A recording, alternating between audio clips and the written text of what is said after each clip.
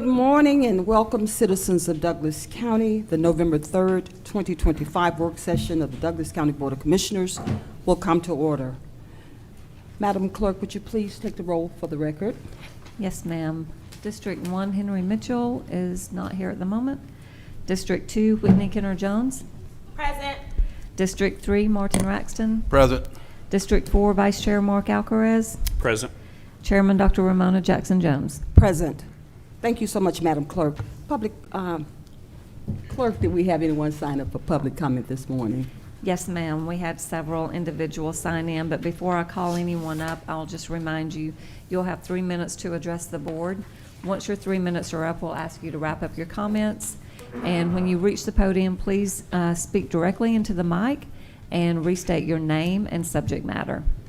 So our first individual is Scott Powers.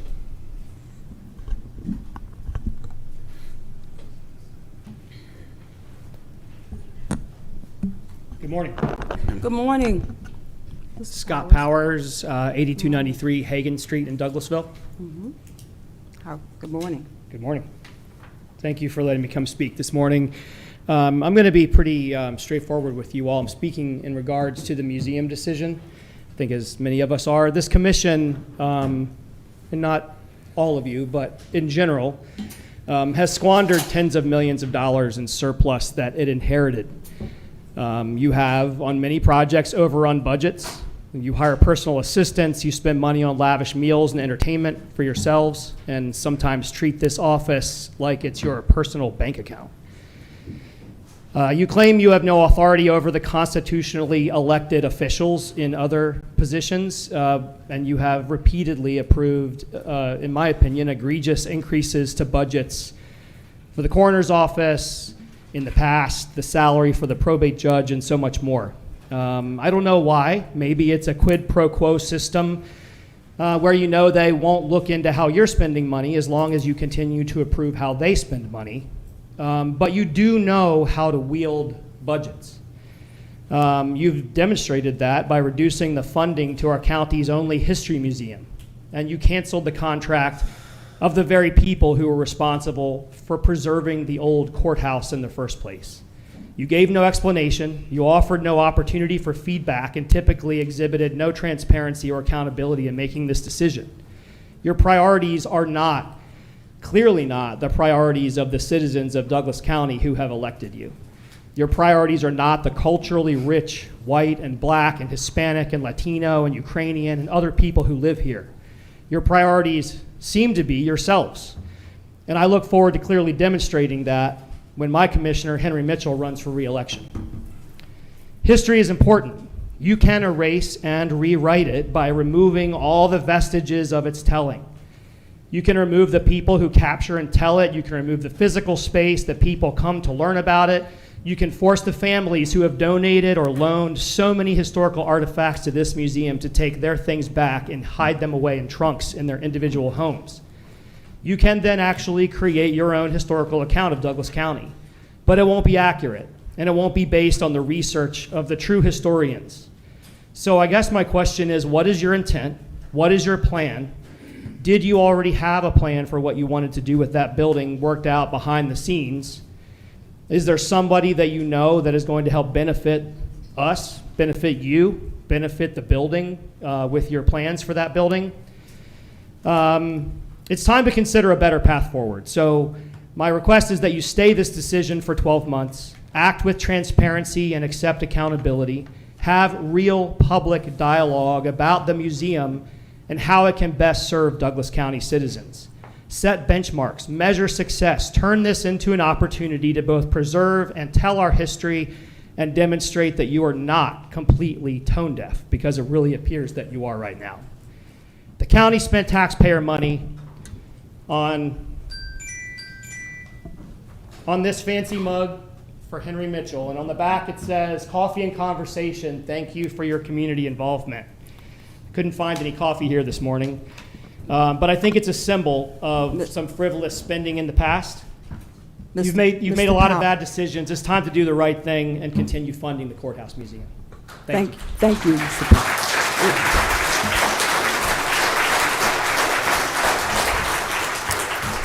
Thank you so much, Mr. Powers. We certainly will take this matter under advisement.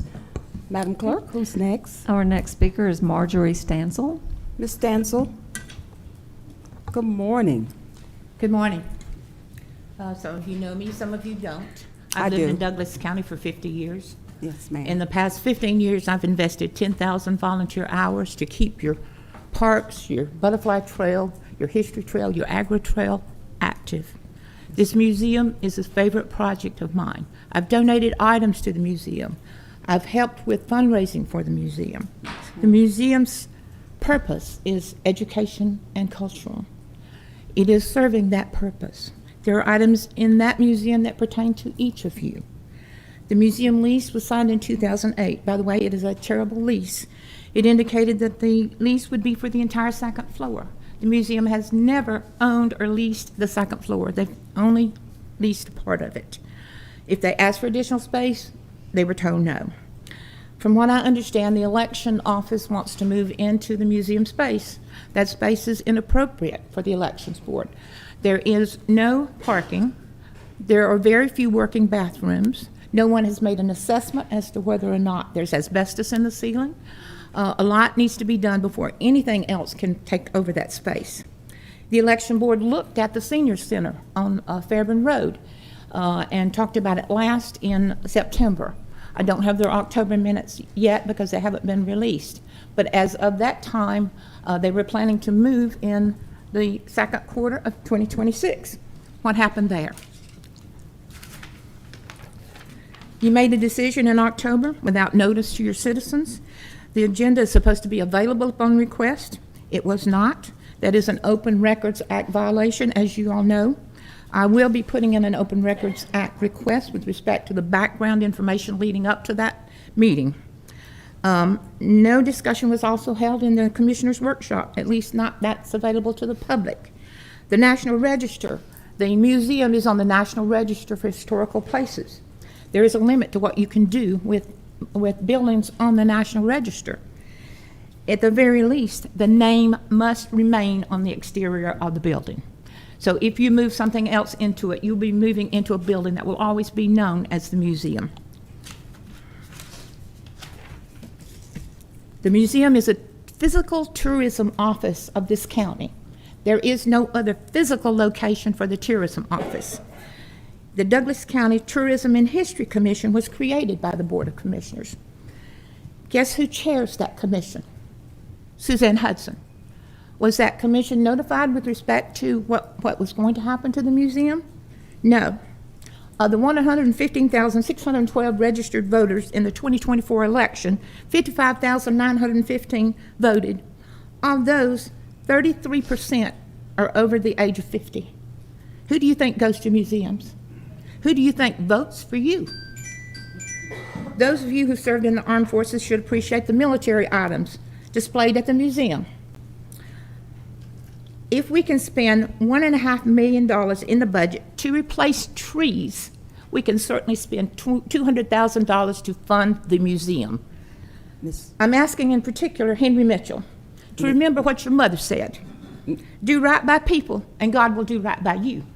Ms. Stansel. You stated that's what I live by. So I want to ask you to continue that trend. Thank you. Thank you so much, Ms. Stansel.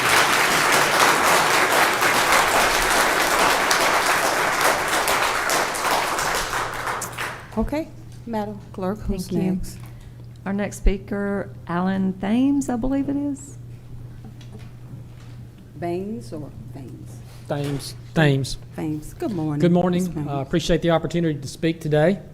My name is Alan Thames. I live at 3083 Carmel Drive. My wife Celia and I have lived here for 45 years. I'm speaking for the museum today. She retired from the Douglas County school system. Our 3 children went through the Douglas County school system. One is a lawyer, one is a teacher, and one is a worship leader. I'm here today to speak for the wonderful museum, and this county is honored to have this museum.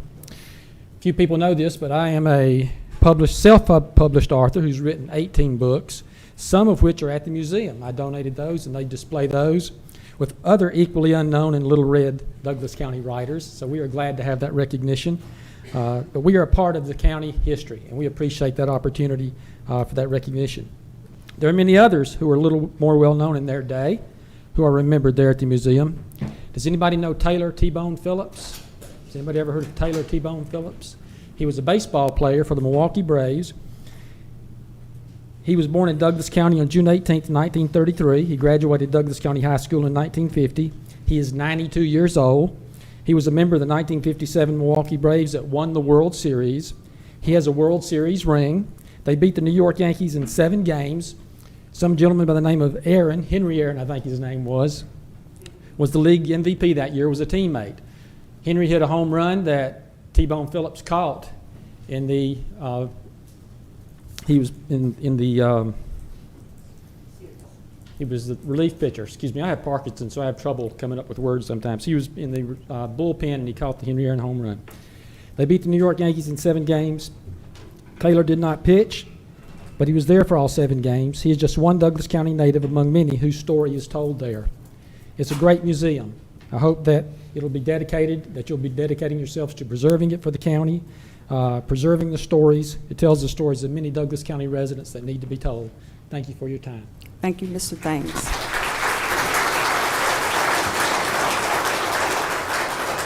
Madam Clerk, who do we have next? Sharon Bachtel. Ms. Bachtel, please come forth. Good morning, good morning.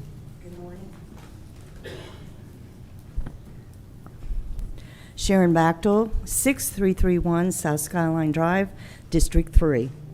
And thank you for allowing me to speak. I have 2 topics this morning, the museum and the election department. Many times I have heard the commissioners say they want to hear from the citizens. I don't think that is true anymore. This is proven when you put the termination of the museum lease on the voting agenda at the last minute without discussing it at the work session. The museum should not have to move from the old courthouse. Our history should be kept in a historical building. That's one of the great reasons for having it there. The Travel and Tourism Board should be helping to fund the museum and the Cultural Arts Center. That is what the hotel motel tax is for. Why are you taking away one of our tourist attractions before the World Cup comes to Atlanta? I don't think it was fair to not discuss this with the museum before you voted. I heard one commissioner say you wanted to move the election department there. I am beginning to think that you do not like Mr. Kidd. First you offered him the old senior service building on Fairburn Road, and now you are offering him another old building. Both are not in great condition. Parking at the old courthouse would be inadequate. There is a parking shortage in downtown Douglasville. There are not enough handicap parking places at the old courthouse. There is no place to store the voting equipment. We are spending thousands of dollars to rent a place for equipment that is not secure. The election office and the equipment should be in one building. You built a brand new building for the coroner who doesn't even do her job. They service about 400 dead people a year. There are about 35,000 senior citizens living in Douglas County.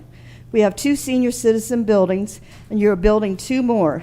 You spent almost $1 million on one concession stand at Boundary Waters. The election department takes care of over 100,000 registered voters. The first Douglas County service a new citizen may need is the election department. Voting is the most important duties of a citizen. The election department deserves their own building large enough for equipment and offices. They need plenty of parking. The old courthouse does not provide that. Leave the museum in place at the old courthouse. That is where it belongs. Thank you. Thank you.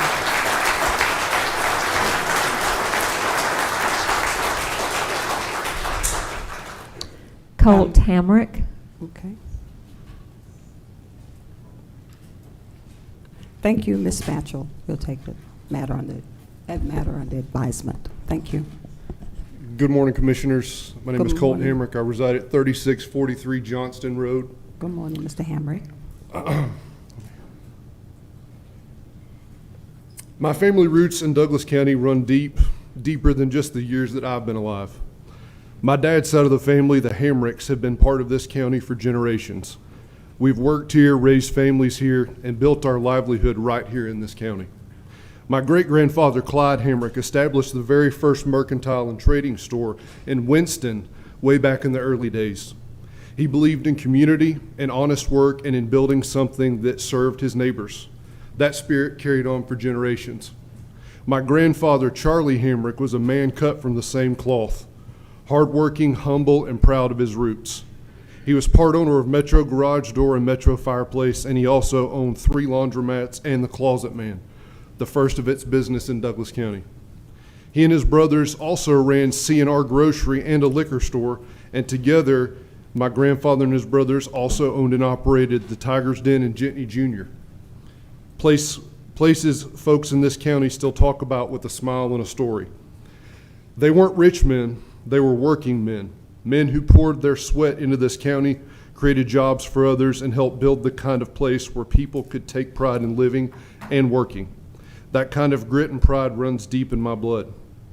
When I talk about Douglas County, I'm not talking about lines on a map. I'm talking about home, about the red clay roads, small businesses, Friday night lights, and a sense of community that you don't find just anywhere. Just down the road from the old courthouse in the city cemetery, you'll find much of my family.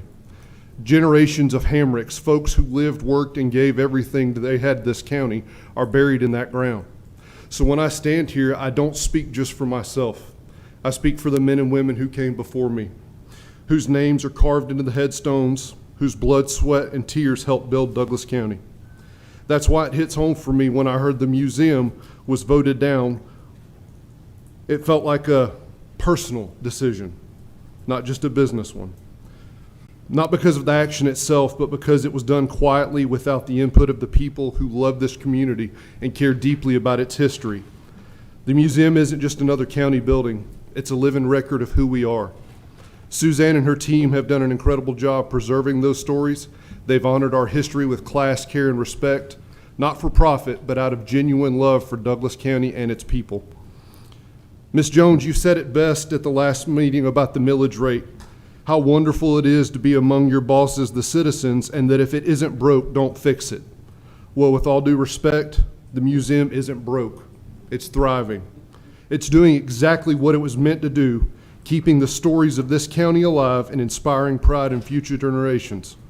So if it's not broke, why do we fix it? We can't afford to forget where we came from, because when a community loses touch with its roots, it loses its backbone. So respectfully, I ask the committee to hold the line. Thank you so much, Mr. Hamrick. Thank you.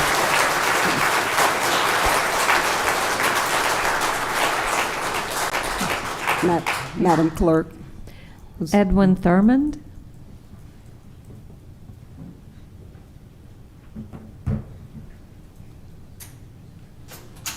Good morning, Mr. Durham. Good morning. My name is actually Michael Duffy. Mr. Thurmond allowed me to step in and take his time. So thank you all for hearing me.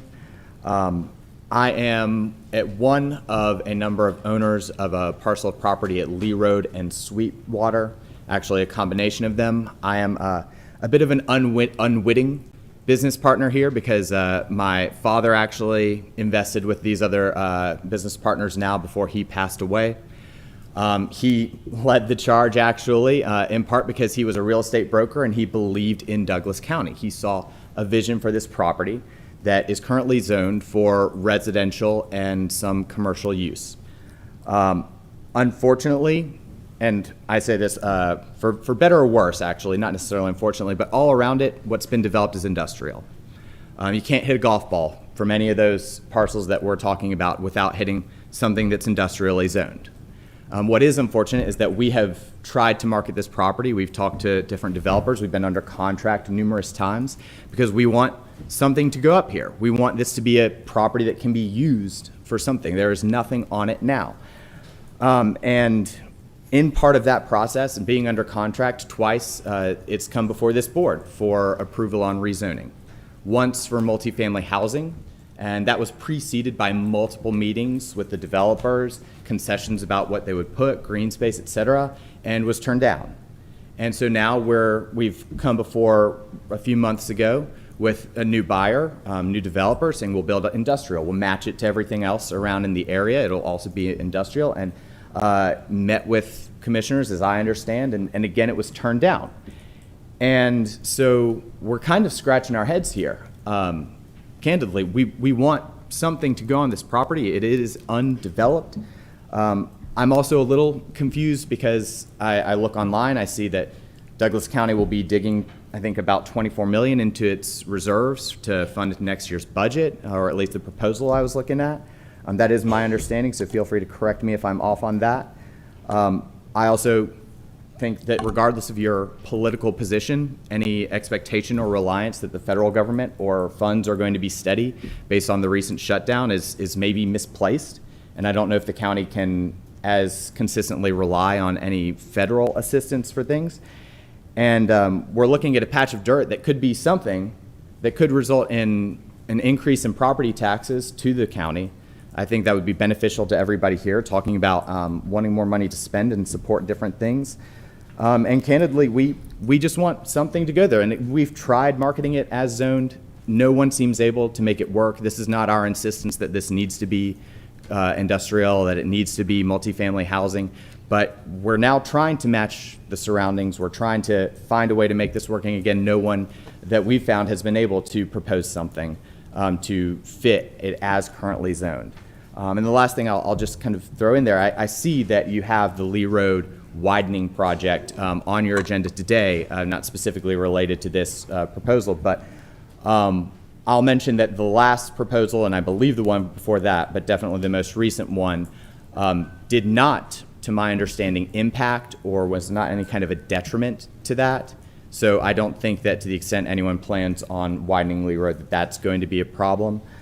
So we're going to try again. We'll be up in front of y'all again soon. But I guess my question is, if not this, then what are you wanting to do with this property? Because I think everyone wants something to go there, and we want to figure that out. We just haven't heard anything better, and we keep trying different things. Thank you so much, Mr. Duffy. All right, thank you. Joe Phillips. One second, Clerk. What agenda item was Mr. Duffy referring to, or was it, is it on here? Because, It's not on the work session, but it doesn't have to be okay, for the we work were just, session. okay, thank you. All Good right. morning. Hello, Mr. Phillips. How It's you nice doing? to see you. Nice Thank to you see for the you. job you do. We appreciate it. Saw you on television. I hope that screen test was successful. It looked good anyway. We have thousands of items on display in the museum, but the most valuable thing that we're collecting are stories. We're collecting the biographies of descendants of former slaves. For instance, Jack Metz and Ben Buttram lived in your district. Ben Buttram was one of the greater lights of the Fairfield AME Church. I can show you the ruins of his house. Jack Metz took the loyalty oath in 1867 in Clayton County and then moved to what is now Douglas County. They looked alike. They had similar characteristics. One was which they didn't use a horse or mule, they used an ox. I have pictures of them I'll be happy to share with you. In Lithia Springs, Henry Watson was born. He later moved to a spot and bought his farm after emancipation in your district. And that's where he raised his family. I can take you down Fairman Road and show you where he lived. There are many stories about people, like Seaborn Prey, a man who was a cobbler and lived very near in your district where the post road crosses Dog River. If we don't tell these stories, who's going to tell your story? You're creating history through your life, through your work. We have thousands of items on display. They're all related to a human being. A house dress is not worth anything. It's just a handful of material unless you know something about the woman who wore the dress. A hammer is just a tool unless you know the man who used it. We hope if you haven't been to the museum, you'll come. And finally, I'll tell you about Caroline, a woman who was born a slave in Paulding County, but she faced down a patrol of the Union Army. In most museums, everything is hidden behind glass. We want you to have a more tangible connection to that item. Caroline was a slave. She made biscuits every morning. Would you like to hold her rolling pin? Thank you so much, Mr. Phillips.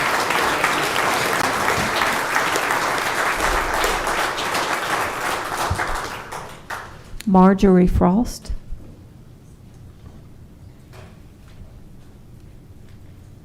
Good morning, Ms. Frost. Good morning. Good morning to all of you.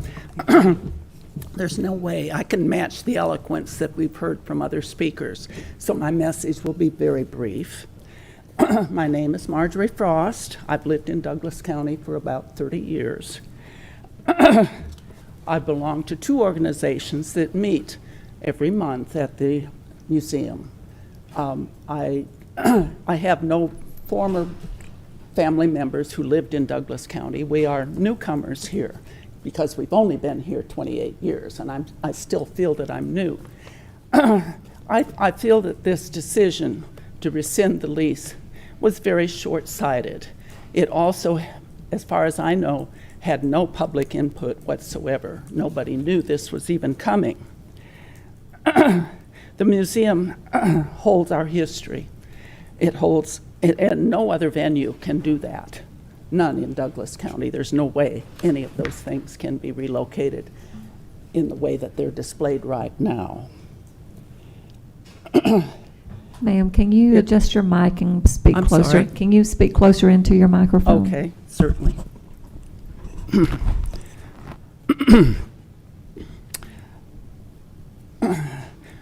But the most important thing that I see right now is that the achievements of future generations are in peril. You all have families. You all have events that are important, and they won't have a place to be in the future if this museum, what is going to happen to these objects? If it's, what could happen as a result of this decision is that it's completely undoes everything, and it can't be replaced. We will have lost too much here in Douglas County by not having this museum. Office space is portable. The museum contents are not. Thank you so much, Ms. Frost. Madam Clerk. Thank you. I hope I can pronounce this name right. Peter Frederick?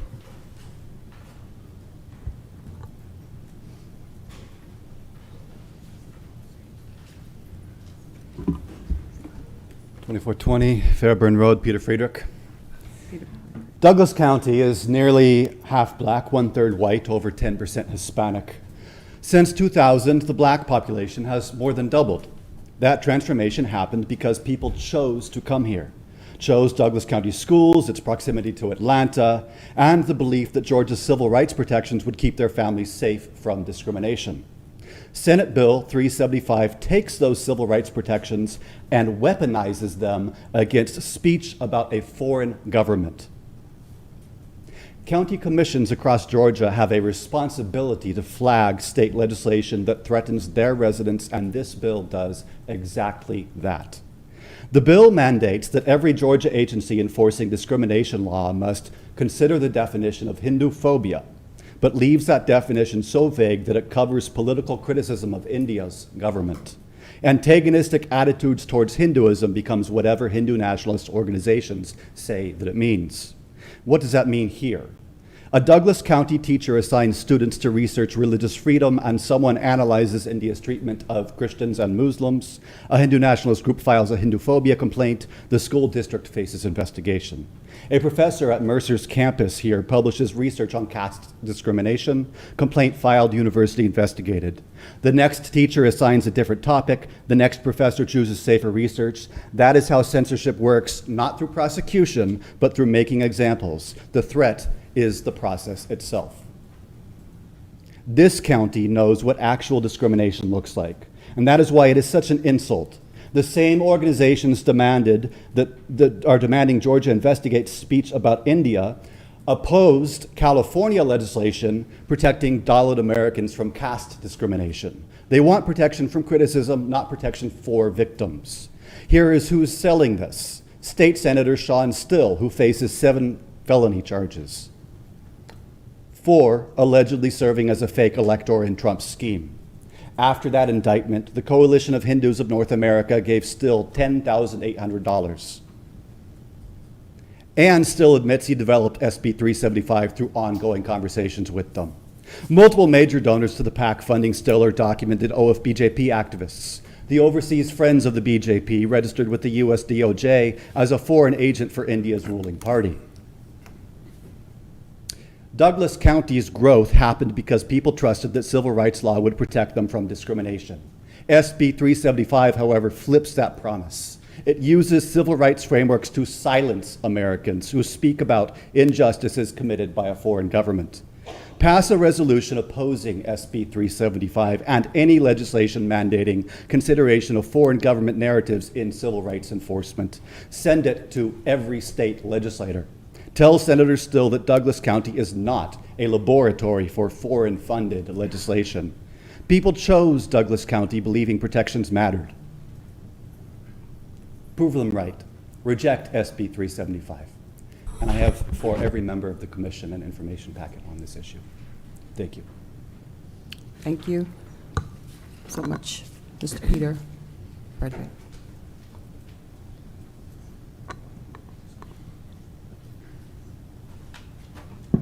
Madam Clerk? Yes. Next is Steve Lawler. Mr. Lawler, come on up, and thank you for your service. Thank you. My name's Steve Lawler. I live at 8707 Bowden Street here in Douglasville. I didn't really come prepared, but when they said, do you want to speak, I said yes. Yes, sir. I just want to say, ask everybody here, it's in front of us, have you ever been to the museum? Have you ever looked at the volunteer log at the museum? You'll see how many hours people put in doing tours, doing maintenance that the county should be doing, but we do it independently just to try to cut corners. Suzanne it's unbelievable how many hours she puts in up there. And you couldn't ask for a better person to run the museum. You took away the hotel motel tax for the museum, which pretty much supported it for the year. It was no cost to the citizens of Douglas County. Myself, I volunteered up there for quite a few years, almost on a daily basis after I retired. I do a lot of research. Most of my research for Douglas County High School website, the Mike Abercrombie site, it's online. Most of it came from there through papers and newspapers and everything else that they have up there that I could take and actually physically make copies of. If you don't have that museum there, that's going to be lost. All the newspapers that's up there for over the 100 or so years is going to be lost because nobody has anywhere to store it and nobody can get their hands on it. I appreciate what y'all do for the county, but this is one decision I think was a very bad decision except on 2 people. Thank you.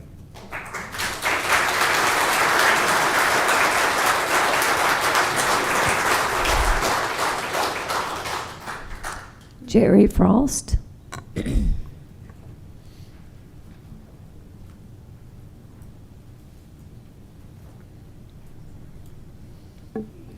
morning, Mr. Frost.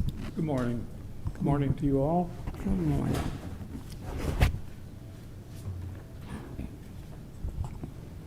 I think I can get this high enough. Good morning. My name is Gerald Frost.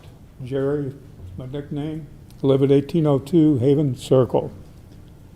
I'm here this morning to express my deep disappointment and frankly my dismay at the recent decision by Commissioners Henry Mitchell, Martin Raxton, and Whitney Jones to deny renewal of the lease for the Douglas County Museum of History and Art. This museum isn't just a building, it's the keeper of our community's story. It holds the photographs, artifacts, and memories that show who we are, where we've been, and what we've built together. Generations of Douglas County residents have walked through those doors to connect with their roots, to learn about our veterans, our educators, athletes, prominent motion picture and television actors and actresses, all who were raised and lived right here in Douglas County.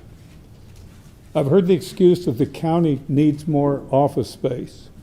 With all due respect, that's a poor justification for evicting our own history. County offices can go in any number of existing or future facilities, but we have only one museum of history and art. Are you really planning to put all those artifacts, the uniforms, the letters, the photographs, the stories, out on the street when the lease expires? And what about Suzanne Hudson and the dedicated volunteers who have kept that museum alive for years? There is simply no way they have the personal funds or storage space to house the contents of the museum. You are putting them and our community's heritage in an impossible position. To shut the museum out is to say that our local history no longer matters. It sends the message that progress can exist without heritage, that the past is disposable. That's not the Douglas County I know. Many of us have invested years of volunteer time, donations, and passion to preserve the collection. We've seen school children discover the stories behind the streets they walk every day. We've welcomed visitors who leave with a new respect for this county. The museum has been an anchor of pride and identity. I ask you, Commissioners Mitchell, Raxton, Jones, to reconsider your decision. Let us not allow short-term politics or property debates to erase long-term value. Restore the lease. Support those who safeguard our country's history, because once the artifacts are scattered and the doors are closed, that piece of our soul doesn't come back. Thank you. Thank you, Mr. Frost. Mark Adams.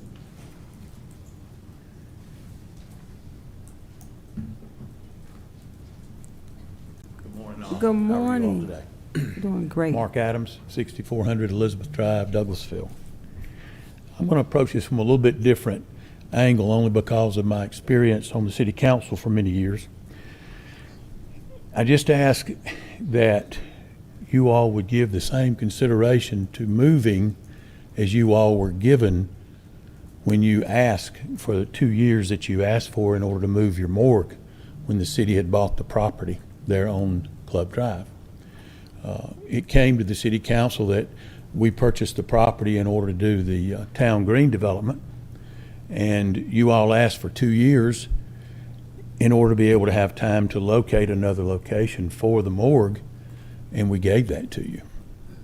How could you possibly not give at least that amount of time and consideration and supply potentially another location for the museum when, as all of these previous speakers have said, that's our history?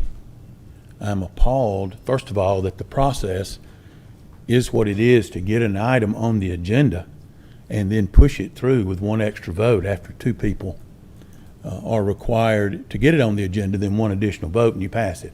No discussion, no transparency. All these previous speakers have said the same thing, but I use that example of how the city worked with you, the county, to make sure that you had ample time to relocate the morgue. How much time are you giving all of the citizens of this county to relocate history? I ask that you please not only give additional time, but you come up with another location. I think it is incumbent upon you, the commission, to provide that space, not to just say, come and get your items. We're moving. You've got to be out in 60 days. That's inhumane, folks. Thank you for your time. Thank you so much.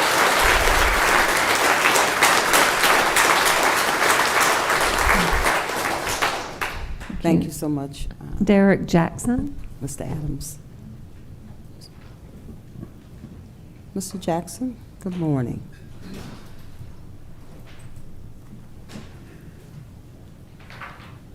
Good morning. Okay. I really don't have a prepared statement. I would like to echo a lot of the sentiments here that have been said. My family has been in this county for 120 years, and we cherish the museum. And I wasn't planning on speaking today, but I do want to express my opposition to this closure. And thank you very much. Thank you. Thank you. William Champion.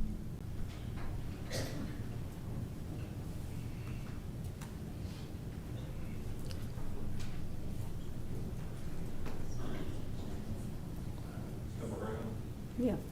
How you doing, Mr. Champion, this morning? Hello. First, I'd like to say thank you, Madam Chair and fellow board members and staff. We appreciate your time here today to hear our concerns about the museum itself. I'm a local member, been here all my life, 60 years.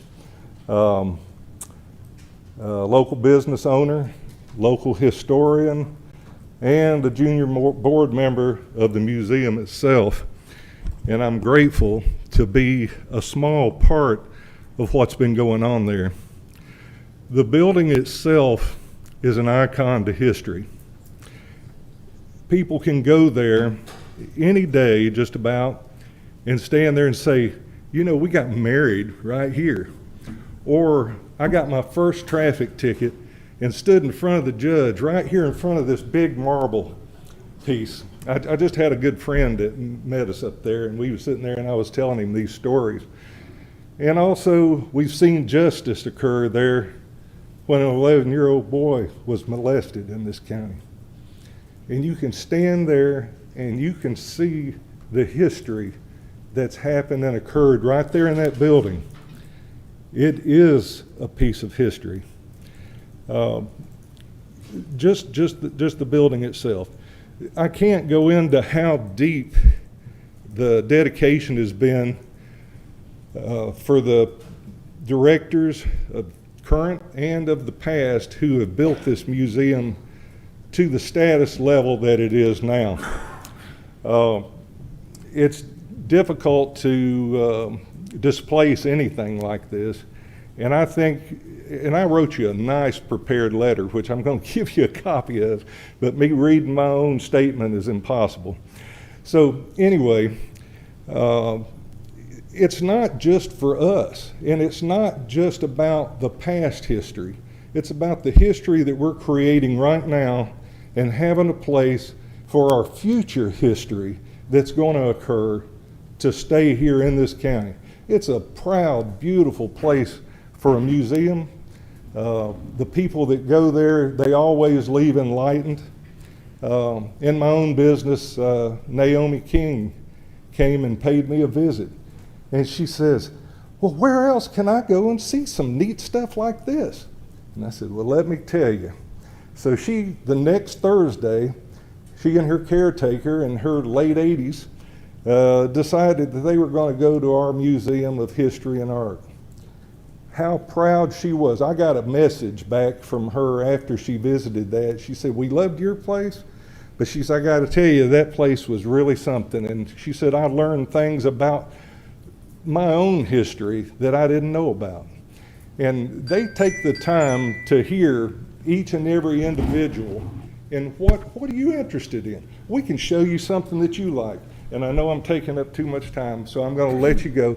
Thank you so much for your time today. I know you guys have got a tough job, and I hope you make the right decision when it comes to keeping the museum where it's at and what we've got.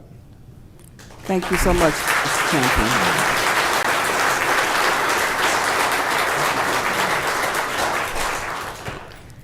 Shirley Akers.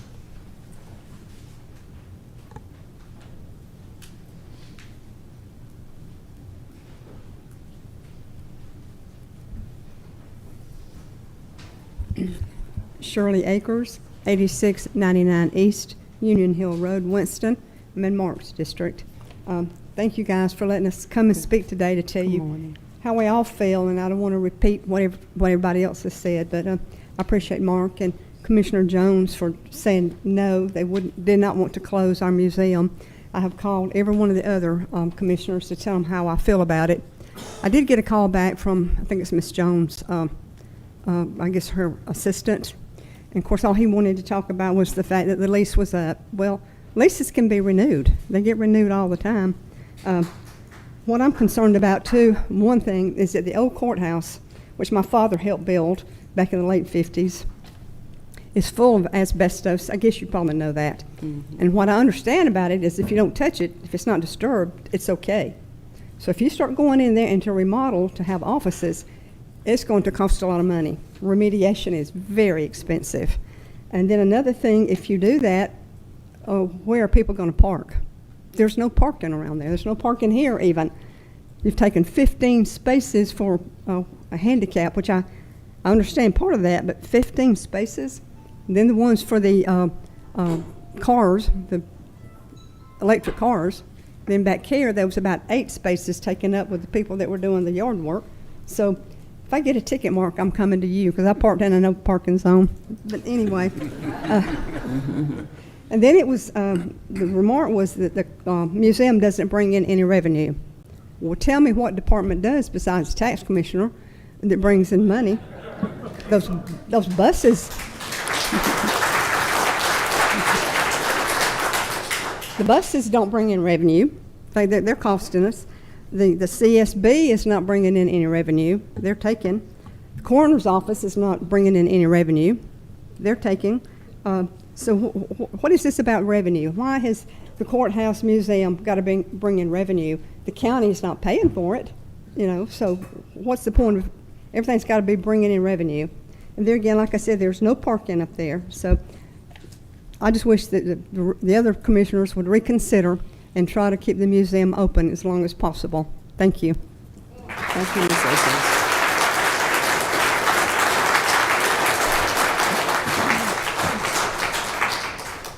Julie McRae.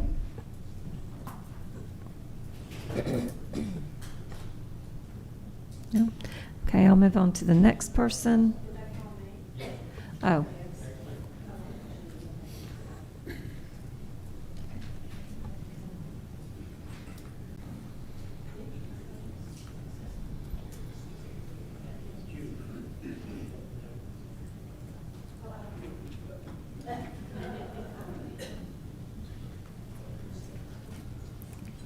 Thank you for your time. We are having a hard time hearing. I'm going to try to speak up, but we're having a really hard time hearing today, and we've asked several times for the mics to be turned up, and they are telling me they can't do that.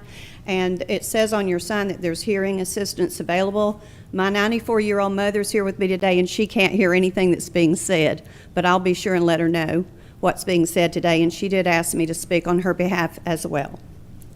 One of my great-grandfathers and 2 great-uncles were founding fathers of Douglasville.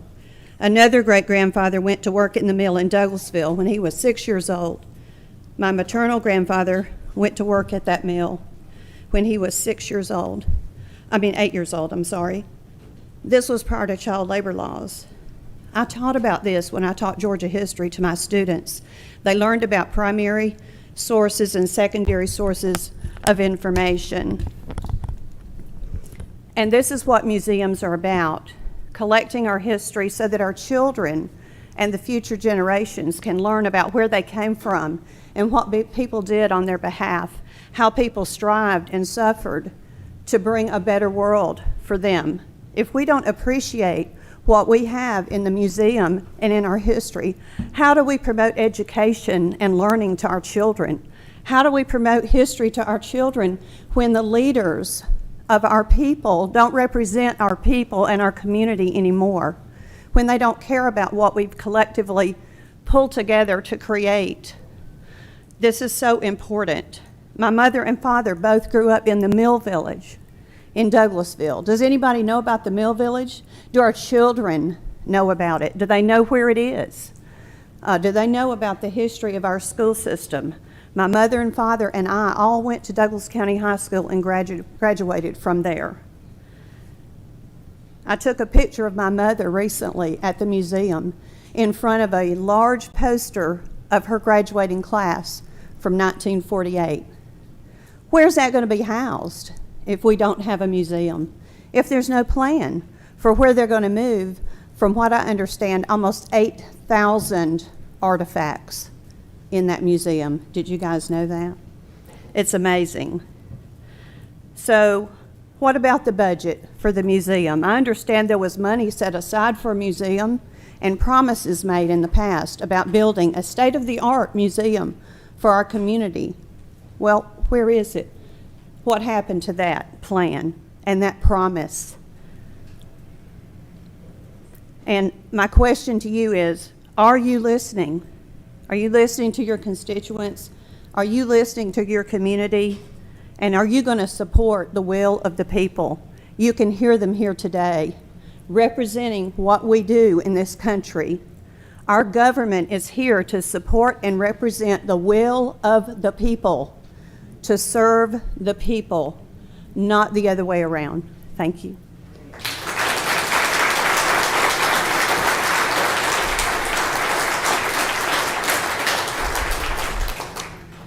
Brenda Christian, I believe it is. Thank you so much, Ms. McCray. Thank you. What, clerk, you said her name is Brenda? Brenda? Brenda. What, last name? Christian. Christian. Good morning. Good morning. Thank you for being here, Thank Ms. you. Christian. So, yes, I'm Brenda Christian, 4723 Waverly Walk, Douglasville. Drop my notes. Hashtag One Douglas Forward Together. That is on the Douglas County Government Facebook page on some of their postings. And I do just have notes. I'm not as eloquent as everybody else. History educates. Whether you consider it to be good or bad, we learn from the past and we teach the youth. A prime example is the veterans exhibit that is at the museum. Where else can kids in this county go for free, by the way? Speaking of revenue, this is free to all to come and visit. Homeschool groups come. When I have guests from out of town, pretty much it's the museum, Champs Clock Shop, and Sweetwater Park. What other locations do we have other than going to Atlanta? The High Art Museum. That costs a lot of money to go visit. But here you can go and you can see a wedding dress that was made out of a silk parachute from World War II for the bride who was the nurse who met her future husband. That is displayed. You can see that. You can see uniforms from every war, whether you agree with war or not. It's a good discussion point, but still you respect the person who wore that uniform. The location, that building is mid-century modern, which is very popular now. So to have the building alone is a piece of history. It's a perfect place for a history museum. Why not move the elections office into some space like Ben's that's empty and much more feasible to break into offices? So follow the money. If it's a matter of revenue, then start charging a small fee, or do a splost, or do a fundraiser, or like the High Art Museum in Atlanta will do is, for $100 you get a membership, and that goes towards things. Also, this is the 150th anniversary of Douglasville. They have a sesquicentennial exhibit on display. How many people have seen that? To learn the beginnings. If you know your beginning, you can grow from that for the future.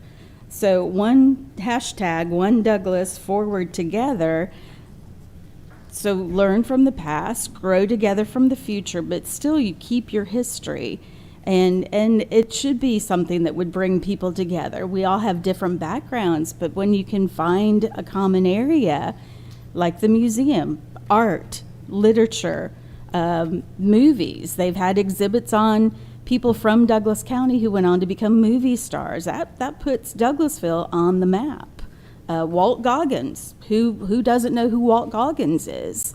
So he was part of an exhibit. So I hate to think of Douglasville without the Douglas County History and Art Museum. All right, thank you so much, Ms. Kristen. Thank you. Beth Sizemore.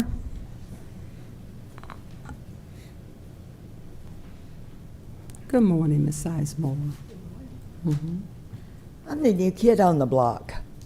I've only lived here 2 years exactly. I live on Post Road. Yes, ma'am. And one of the first places that my husband and I visited was the museum. I'd like to know how many of you might have been in the military. Any of you? If any of you? Great. Hey, fantastic. I'd like to my daughter to talk to you.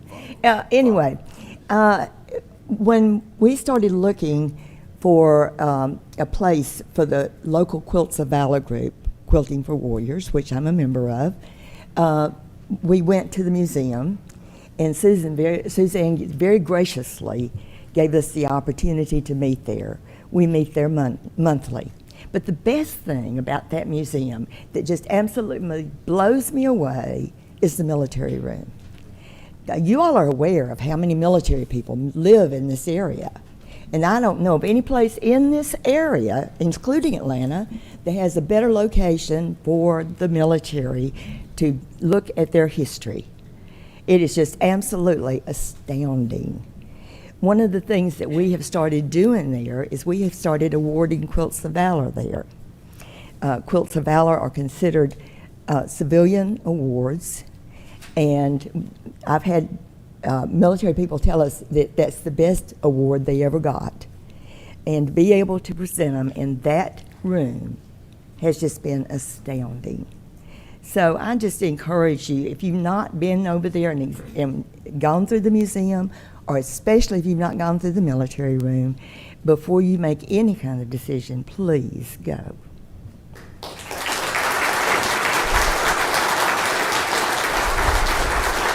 Thank you so much. Diane Turner.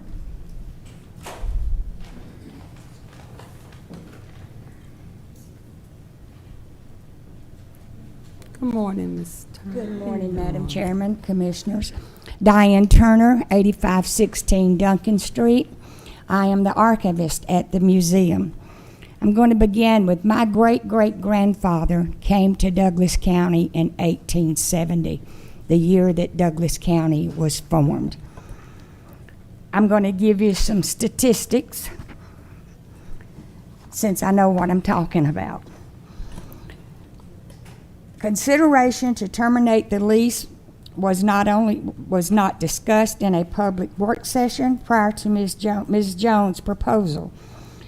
The public nor Old Courthouse Inc. were given notice of any kind. The museum and history are not intended to generate revenue, neither are historic places. Some facts about the museum. Visitors from all over the state of Georgia, 44 states, 32 countries. We keep a record. That's how many people have visited the museum from all over the world. We have 407 donors. That's 407 Douglas County citizens have donated artifacts for the museum. At this point, we have 7,844 artifacts. Those are just the ones I've counted. We still have some that I have not gotten to yet. The exhibits. We have 14 rooms, each one a different theme. We have lunch boxes from 1950s to the 1980s. People come in there, they love those lunch boxes. We have a replication of the old 1958 offices, what the offices looked like when it was operating as a courthouse. The large courtroom alone is our history gallery. We have all branches of the United States Service represented. We have uniforms worn by Douglas Countyans from World War I to the Gulf War. Again, we have the wedding dress worn by Susie Fowler when she married Alpha Fowler on the Isle of Crete at the end of World War II. That's made out of captured German parachutes. The Hutchison Cousins room is in honor of the 2 black schools that were in Douglas County before desegregation. People often come in and ask about family history. We've got research, we've got books. I found out about my great-great-grandfather coming here in one of those books when I first started working there, and I've been there 9 years, October. I thank you. Please don't close our museum. It means so much to so many. Thank you, Ms. Thomas.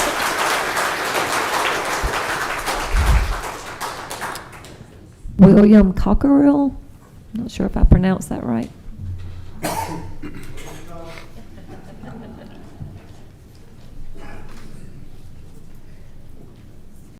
Good morning, Mr. Cockrell. Morning. Good morning. My name is William Cockrell. I'm 4192 North Hickory Lane. I'm here to speak about the museum. And like a lot of other people, when I woke up this morning, I didn't intend on doing this. I've lived here for 40 years, and I'm proud to still live in a country where I can speak freely about whatever I want. And I'm proud of everybody that's sitting behind me. I'd like to truly thank Mr. Alcaraz and Dr. Jones for speaking out about the museum when they did and the questions that they asked. I did not like the feeling that this decision was made before the meeting was ever held. Yeah, I think we need to be careful who we vote for. Most of what I have to say has already been said.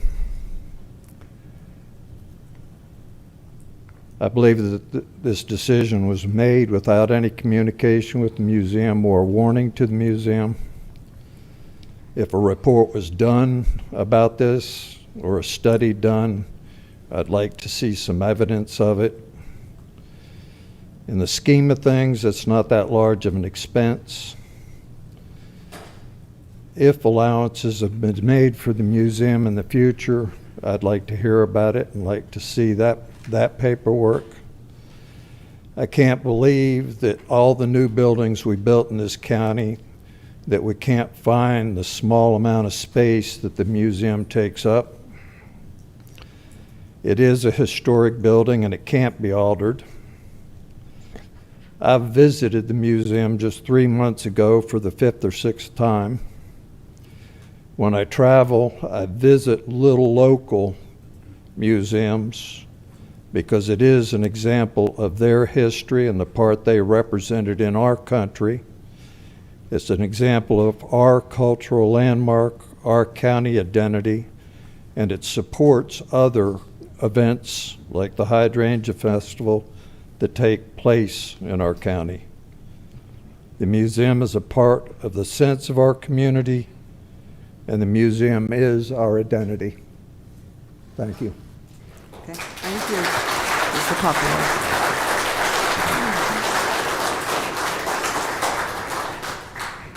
Vicki Hamrick Taylor.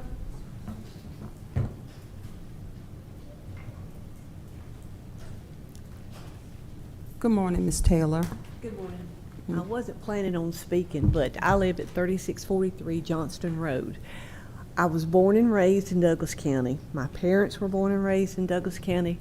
Grandparents, excuse me, great-grandparents, and so on. My nephew has already spoken, Colt Hamrick, about the history. Our place shows the history of where we came from. I'm sure each and every one of you have children, have grandchildren, great-grandchildren you will have, and they want to know where you came from. What happened? Where were you born? How did you get here? I graduated from Douglas County, and I used to go to the Warren Doris building as an elementary school before it turned into the high school. If you take away the museum, we also have a time capsule. Are you going to take away our time capsule that's buried there?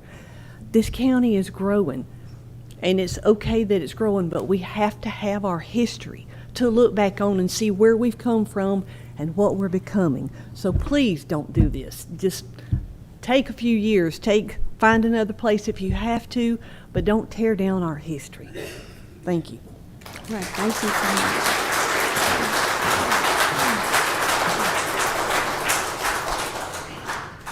Deborah McMicken.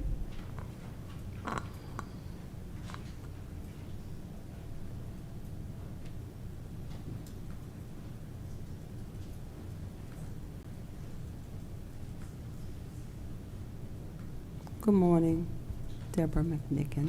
Good morning. Good morning.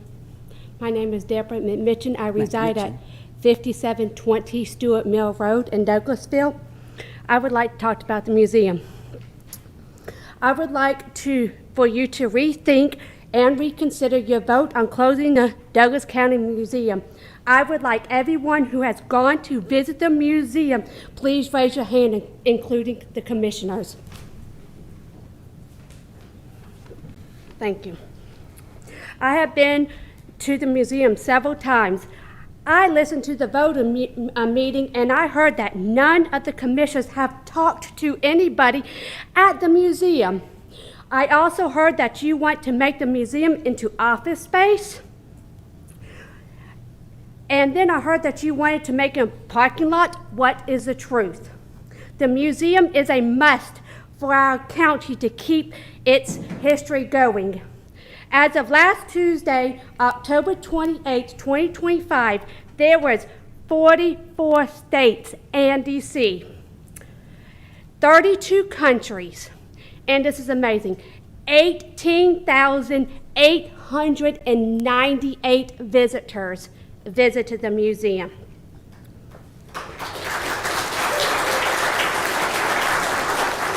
I would like to thank Mike Alcacrez and Dr. Ramon Jackson-Jones for voting to continue to support the museum, Commissioner Whitney Jones, Martin Waxton, and Mitchell, who voted to cut ties. If you don't reinstate the contract with the museum, I will help to vote you out. Please do the right thing and save the history of the Douglas County Museum.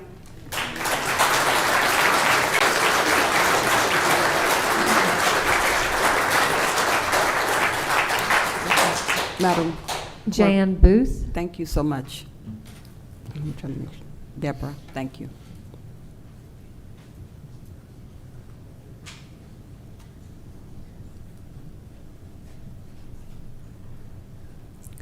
Good morning, Ms. Jans. How are you? Good morning. I am Jan Booth. I live at 5720 Stewart Mill Road. I visited the museum on several different occasions. Every time I go, it's always different because there are new things that are added to this. I am the director of the Christian Community Orchestra. I'm a volunteer just like the players are. We have been in existence for 34 years, and I don't remember seeing most of you ever come there, even though we have an audience of at least 600 who come to each concert. So please keep in mind, the people in the museum are also volunteers, and they are producing something for each of us that is of interest if you just look at it and take it in. I'm 81. I know that I appreciate things that have been in the past. Some of you are so young, you haven't gotten to that point yet. When you get older, you'll be thankful for the things that you will be able to learn about, that others can share. I know a person named Arthur Lee who used to be here. He's a luthier, since I'm a musician, and he's very well known in this area in creating violins and guitars and other string instruments. I was up in Maine, the state of Maine, and someone asked me, do you know Arthur Lee? He was here in Douglas County. There are a lot of people from Douglas County that are known many different places. The museum is very full. It actually needs more space, not less space. It is not just filled with what hoarders have. It's filled with all kinds of interesting things. If you just go look at it and study what is in there that have come from, not just from the homes that people want to clear out, it's come from their hearts, it's come from their families. The tour guides there are absolutely excellent. They're superb. I've been to many tours. I haven't seen any that even match what we have here to share with whatever your particular interest is, that they will share with you in that particular area, even other things that maybe you'll pick up an interest you didn't know you had before. They're very informative. They do study. The group of commissioners here that we have at this point have shown me I need to pay attention. I've already watched some things. I started paying more attention. I'm watching it on the, when you watch it on the television as you have your meetings, and I'm going to continue to paying attention to what is going on. So we shouldn't have to be coming after the vote to start expressing how we feel. So start listening to the people in this county. Thank you. Thank you so much, Ms. Booth. And that's it? Okay. All right, thank you so much, Madam Clerk, and also all our citizens that spoke this morning. I believe you said that we have no other citizens signed up at this time. Okay. With that being said, Board of Commissioners, we're going to move on to the remainder of the agenda.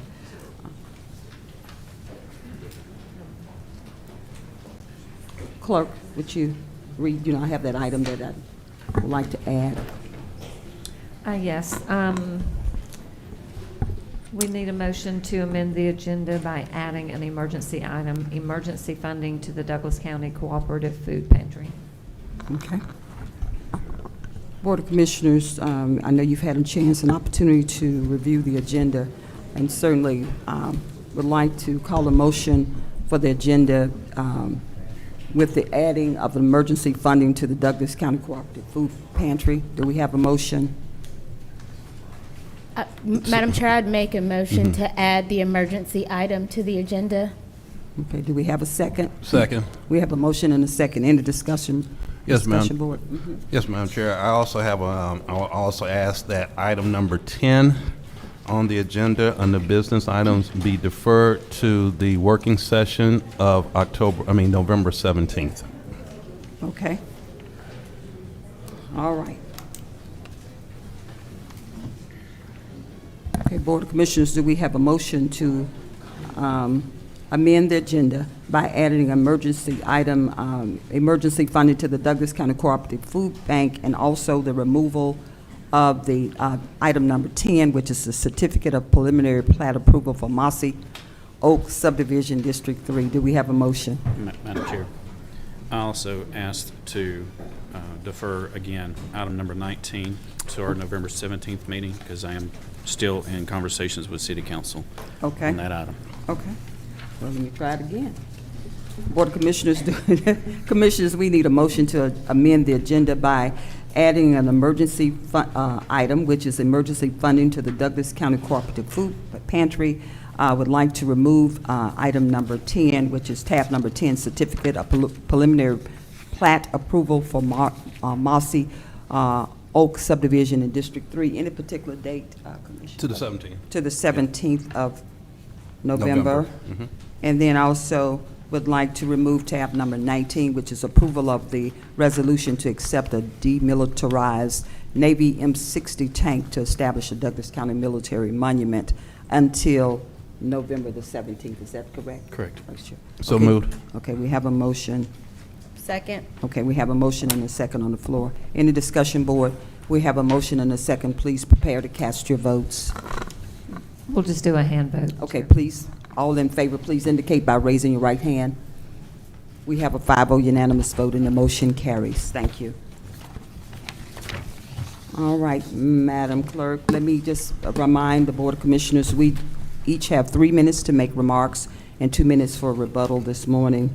And certainly, I'm asking for the approval of the minutes. Next on our agenda is the minute meetings. Be prepared to review those and be ready to vote accordingly tomorrow at tomorrow's meeting. Madam Clerk, certainly we will begin our new agenda items. Yes, ma'am. And begin our agenda items. So you have the floor.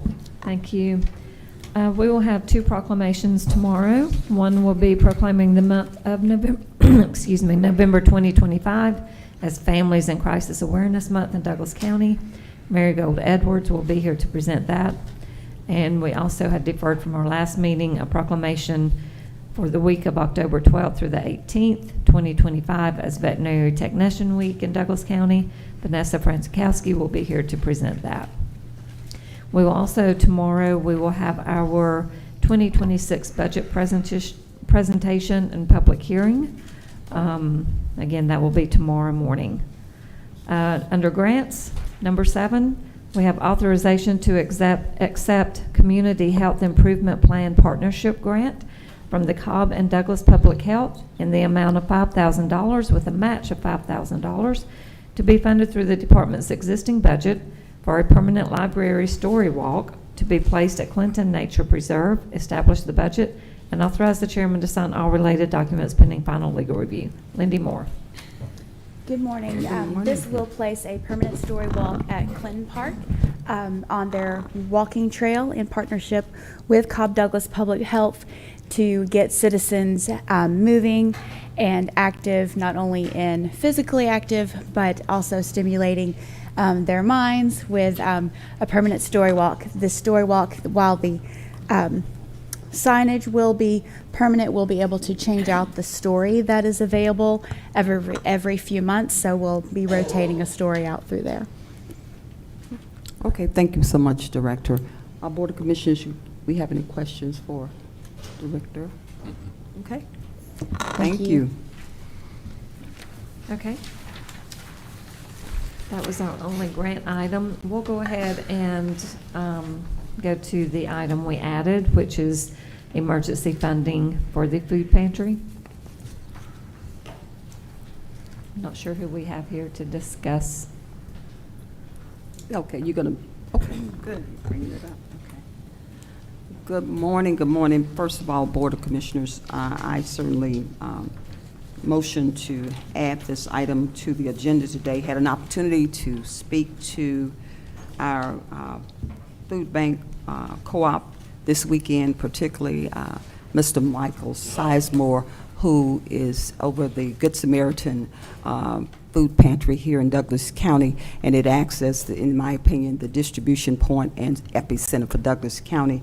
We engaged in quite a bit of conversations. I put boots on the ground this weekend with all the things that are going on at the federal level with cuts in the SNAP benefits, and he has certainly made it clear to me that the foot traffic is doubled almost by 50%. He noticed in the last couple of days, I believe Thursday was one that we talked about. And I asked him to come in and just chat with the board to let him know where we are and just give you a sense of what his request is. So you have the floor, Mr. Sizemore, and then I'll chime in at the end. Thank you. Thank you.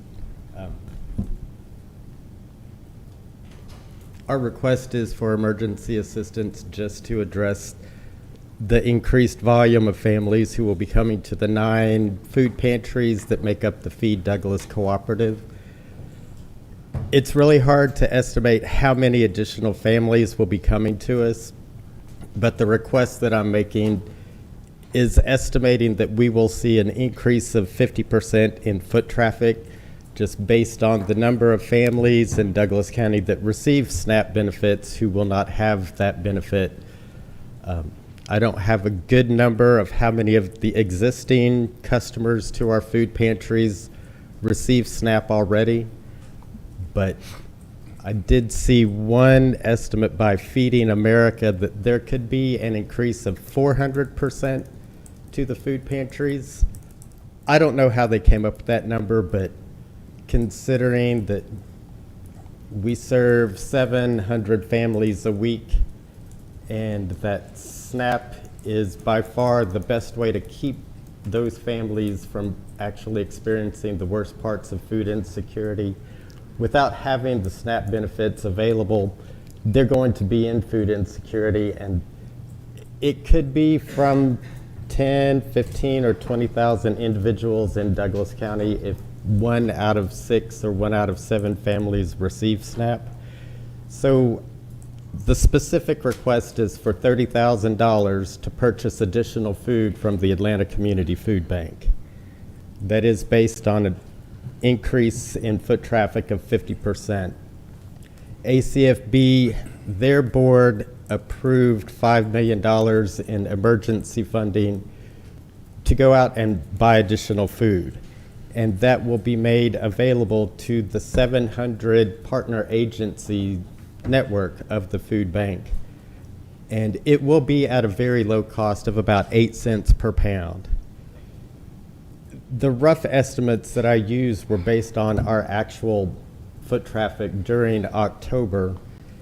And there's a lot of things to consider. November is by far the busiest month of all months at all food pantries, but also we receive far more donations. Basing this ask on what we did in October gives us our best guess for what we would need, and with an additional $30,000 to spend on food at the Atlanta Community Food Bank at the lower price, that would make about 30 to 32,000 pounds of food available to the 9 food pantries per week. And hopefully the SNAP catastrophe is only going to extend through November. If it comes in December, I may be back. You know, it's like, and if it does happen again in November or December, we would have a much more accurate way to determine how many more people will be coming to the food pantries. We're already making plans to expand our hours, particularly in the evening. We're going to try to add additional distribution on the weekend, knowing that most families that receive SNAP are working families. Most food pantries are open during the morning. You know, currently there's at least one distribution every Saturday, and Good Samaritan is open 2 evenings during the week, but we're going to add at least 2 more evening shifts. We'll probably start staying open in the afternoon. We'll need to buy more food. So that's it. It's a pretty serious request. You know, it's like, I know we were here a couple of months ago to ask for assistance in 2026 just to accommodate the increased price of the food that we're already purchasing based on all federal cuts, and we're dealing with that as best we can. You know, it's like some corporations stepped up and helped us with that, but the elimination or at least suspension of SNAP benefits in November put the food pantries in a crisis mode, and we need your help to make sure that that doesn't become a catastrophe for the actual families. Thank you. If you have questions. Okay. Mr. Sizemore, certainly thank you for engaging me this weekend, and sorry I woke you up at 8:30 trying to get to you to ask some questions on Saturday morning as we trying to put our heads together regarding this issue that is beyond or out of your control. The Atlanta Food Bank, me and you had discussion about, you know, that there will be an allocation of $5 million, but you explained to me so eloquently that it's about 700 folks in line that it would take, you know, and so that's going to take time. And then also the injunction that has been placed in Washington to, I guess, make sure that those SNAP benefits continue. But the injunction does not just go away. You know, it does something, but we still have a couple of weeks that we may face some challenges, Board of Commissioners, and that's what he's saying, delay in that timing. So that's why you're really just today just appealing to us regarding just through November, right? And Thanksgiving is a big time for all the Yes, ma'am. citizens. So, Board of Commissioners, do you have any questions for Mr. Sizemore? And I'm so glad he came in to help me explain what the needs were. Commissioner Kendall Jones, you have the floor. I don't have any specific questions, but I do have, I guess, a suggested recommendation. I know that we had already, in the 2025 budget, allocated $15,000 to the Boys and Girls Club, but it has since gone out of business. And so obviously we haven't had time to review the full $30,000 ask, but I would ask that my fellow commissioners at least consider reallocating that $15,000 to the Douglas County Food Cooperative to at least get them started until we can figure out how to get the additional funding. And I just would want people to understand that even though you're correct, they have put out a federal judge has required that the president release the emergency SNAP benefits, but it will take time for that to trickle down. But the other issue is, even if those benefits are released and people can get their SNAP, because there are so many households in Douglas County who have at least one adult that is in the house who are also federal employees who have now been furloughed for a significant period of time. They were never eligible for the SNAP benefits in the first place, but they're experiencing food insecurity because they're not getting paychecks. So I hope that my fellow commissioners will take that also into consideration, and not just assume that because the federal government is requiring those funds to be released that you're not going to see an influx in traffic, because you are still going to be impacted by that. Okay. Thank you so much, Commissioner Kendall Jones. Okay. I know you have, I wanted our Madam ACA to come up. They have a plan in place that I was, a little premature, and I want to give kudos to the administration. She texted me and said, we are already on it. So can you tell us what you own? And then that'll prevent. Thank you.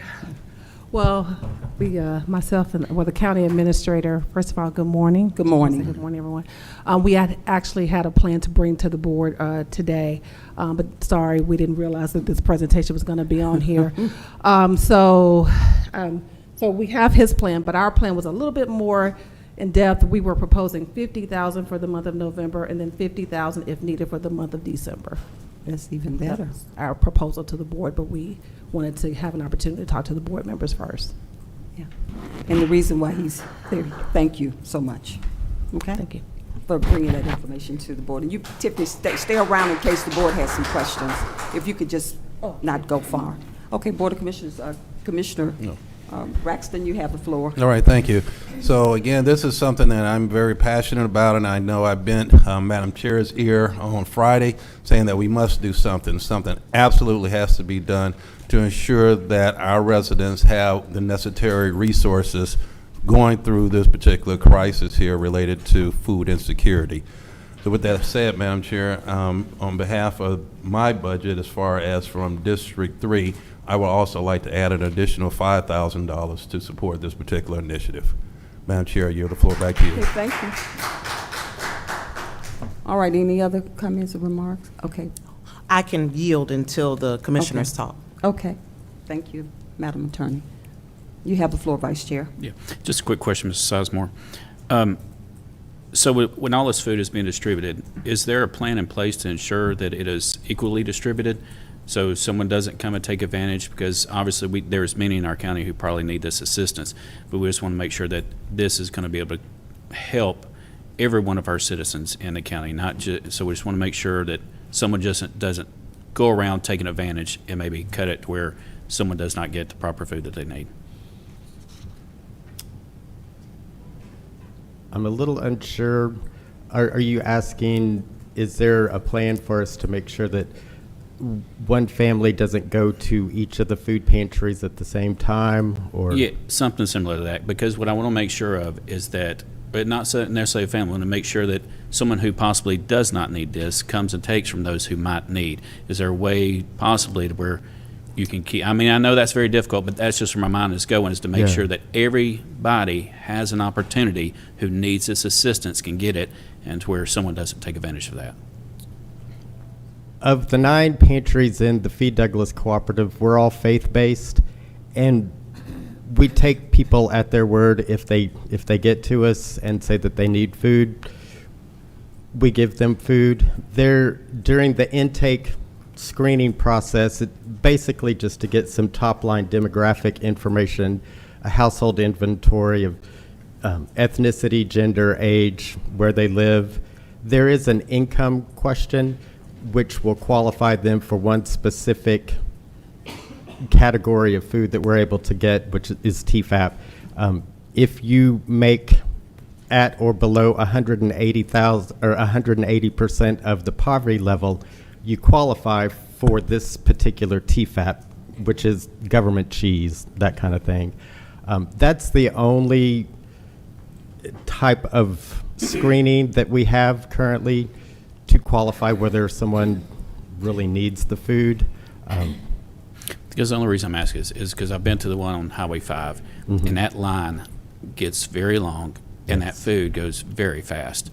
So that was just my concern, because now this is before the SNAP benefits were caught. So I'm just concerned that, to make sure that everybody has an opportunity to get provided with food who needs it. We can talk about how we could do something like that. It's nothing that we've ever done before. Safeguarding that we're not being visited by people who really don't need food. It's known that a very small amount of food that we give away at the food pantry is sold to someone else. There's going to be a little bit of loss prevention effort.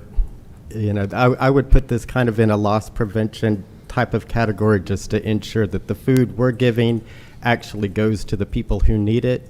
I don't know that we wouldn't ever be able to completely eliminate something like that, but we could talk and come up with a way to make sure that we're at least trying to find out how many people we're seeing may not really need it. We don't emphasize income as a qualifier. Just if you need food, come and get it. Come to one of the pantries. But we can at least try to put some quantification around the number of people that may be doing this as a preventative measure rather than I need the food for tonight. No, completely understood. I was just making sure of that. It's not something that we really query. If somebody comes to us, we try to serve them. Yeah. Okay. Now you have that, Madam Chair. Okay, thank you so much, Vice Chair. Commissioner Mitchell, you have the floor. Yes.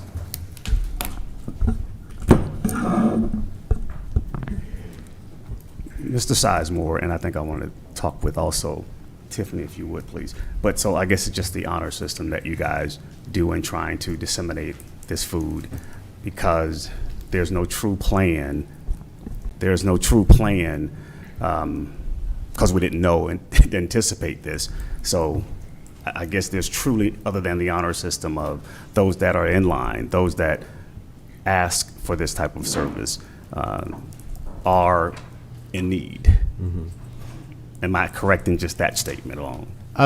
That's broadly correct. I mean, it goes toward the other part of our mission. It's we're definitely there to provide food and nutrition, but we're also there to provide spiritual help. It's I'm only saying that so we can understand that's a hard task. It is to a hard try task. And because even if you ask what is your income as a point of reference, then still that doesn't guarantee that that person income is as such Right. below the poverty level. So, yeah. It's self-reported. Right. You know, we don't require proof of anything, and you know, it's even slipping in something like that is counterproductive to our goal. Also, overarching goal to eliminate the stigma of visiting a food pantry. And I think anybody who's been to a food pantry, I don't see that anybody there is trying to game the system. And I would say that that could be a true statement, but I'm not going to justifiably say that that is the correct. I'm just Right. only just making sure we understand though that there's just an honor system here that you guys deal with. I sent out, moving on to something else. I sent out just this past weekend, I think it was, that are some food pantries that I emailed out, and I just want to make sure when you spoke of 9. That first of all, are you a part of the Atlanta Community Food Banks? Yes. That's what you're a part of? Yes. Got Yes. it. Okay, because they sent out to me, and I don't know, they probably sent out to everybody else. I'm being selfish to say they sent it to me. And I sent this out because there are several mobile pantries distributions for November 1st through the 15th. Is this part of you, what I'm reading? Most of the mobile food distribution, which is commonly thought of as a drive-through food pantry, that's either Good Samaritan or one of the partner agencies in the Feed Douglas Cooperative. And the reason I'm asking this, and you'll kind of follow up with me on this, because they're starting November 1st, I'm sorry, that there are a couple of stops, and I highlighted the ones that are in Douglasville that I'm concerned with, even though I think it's bigger than just Douglasville. Yeah. But how do we, tell me, are you the overall arching in Atlanta, Fulton, Douglas, DeKalb, or are your 9 speaking, because I think, and I can't speak for my colleagues, but I think we want to make sure that whatever we contribute, it's going to the community from which we serve. So in the entire Atlanta Community Food Bank Network, which covers more than just metropolitan Atlanta, there are 700 partner agencies. Okay. The Feed Douglas Cooperative are 9 of the food pantries that have distribution, brick and mortar distribution inside the county. There are several others that are based out of churches. When we started the food cooperative, most of those food pantries were in the discussion, but as we were developing our charter and just figuring out how we're going to do what we want to do and what we want to do, they said that this is not something that we want to be part of right now. You know, when you get it all worked out, then we would. Who is they though? Who are you speaking of when you say they? There's at least 6 churches that have a small food pantry. Okay. That they're open once a month. They have a relatively small distribution. The 9 food pantries in the Feed Douglas Cooperative, we're responsible for almost 4 million pounds of distribution inside the county. And these 9 pantries represent at least 95, probably 99% of all pantry distribution in Douglas County. So anything that comes to the Feed Douglas Cooperative is almost certainly going to spread out and reach people in Douglas County. Got it. Because my list showed about some churches, I'm going to say about 5 or 6, but you mentioned 9, and I just want to kind of have reassurance that we're actually, not overreaching, but we're making sure that we're trying to serve and spend whatever Douglas Countyans' tax dollars toward this, that it's effective and it's within the reach of the county, even though it's hard to kind of make sure that those that are in need that's what's in line. But I can't guarantee that, but I just want to make sure that we're not missing the mark because we're just trying to overreach.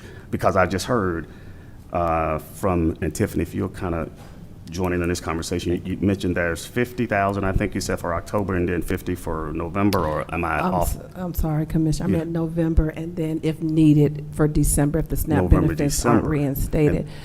That was the proposal that Dr. Corbin had me look Great. into.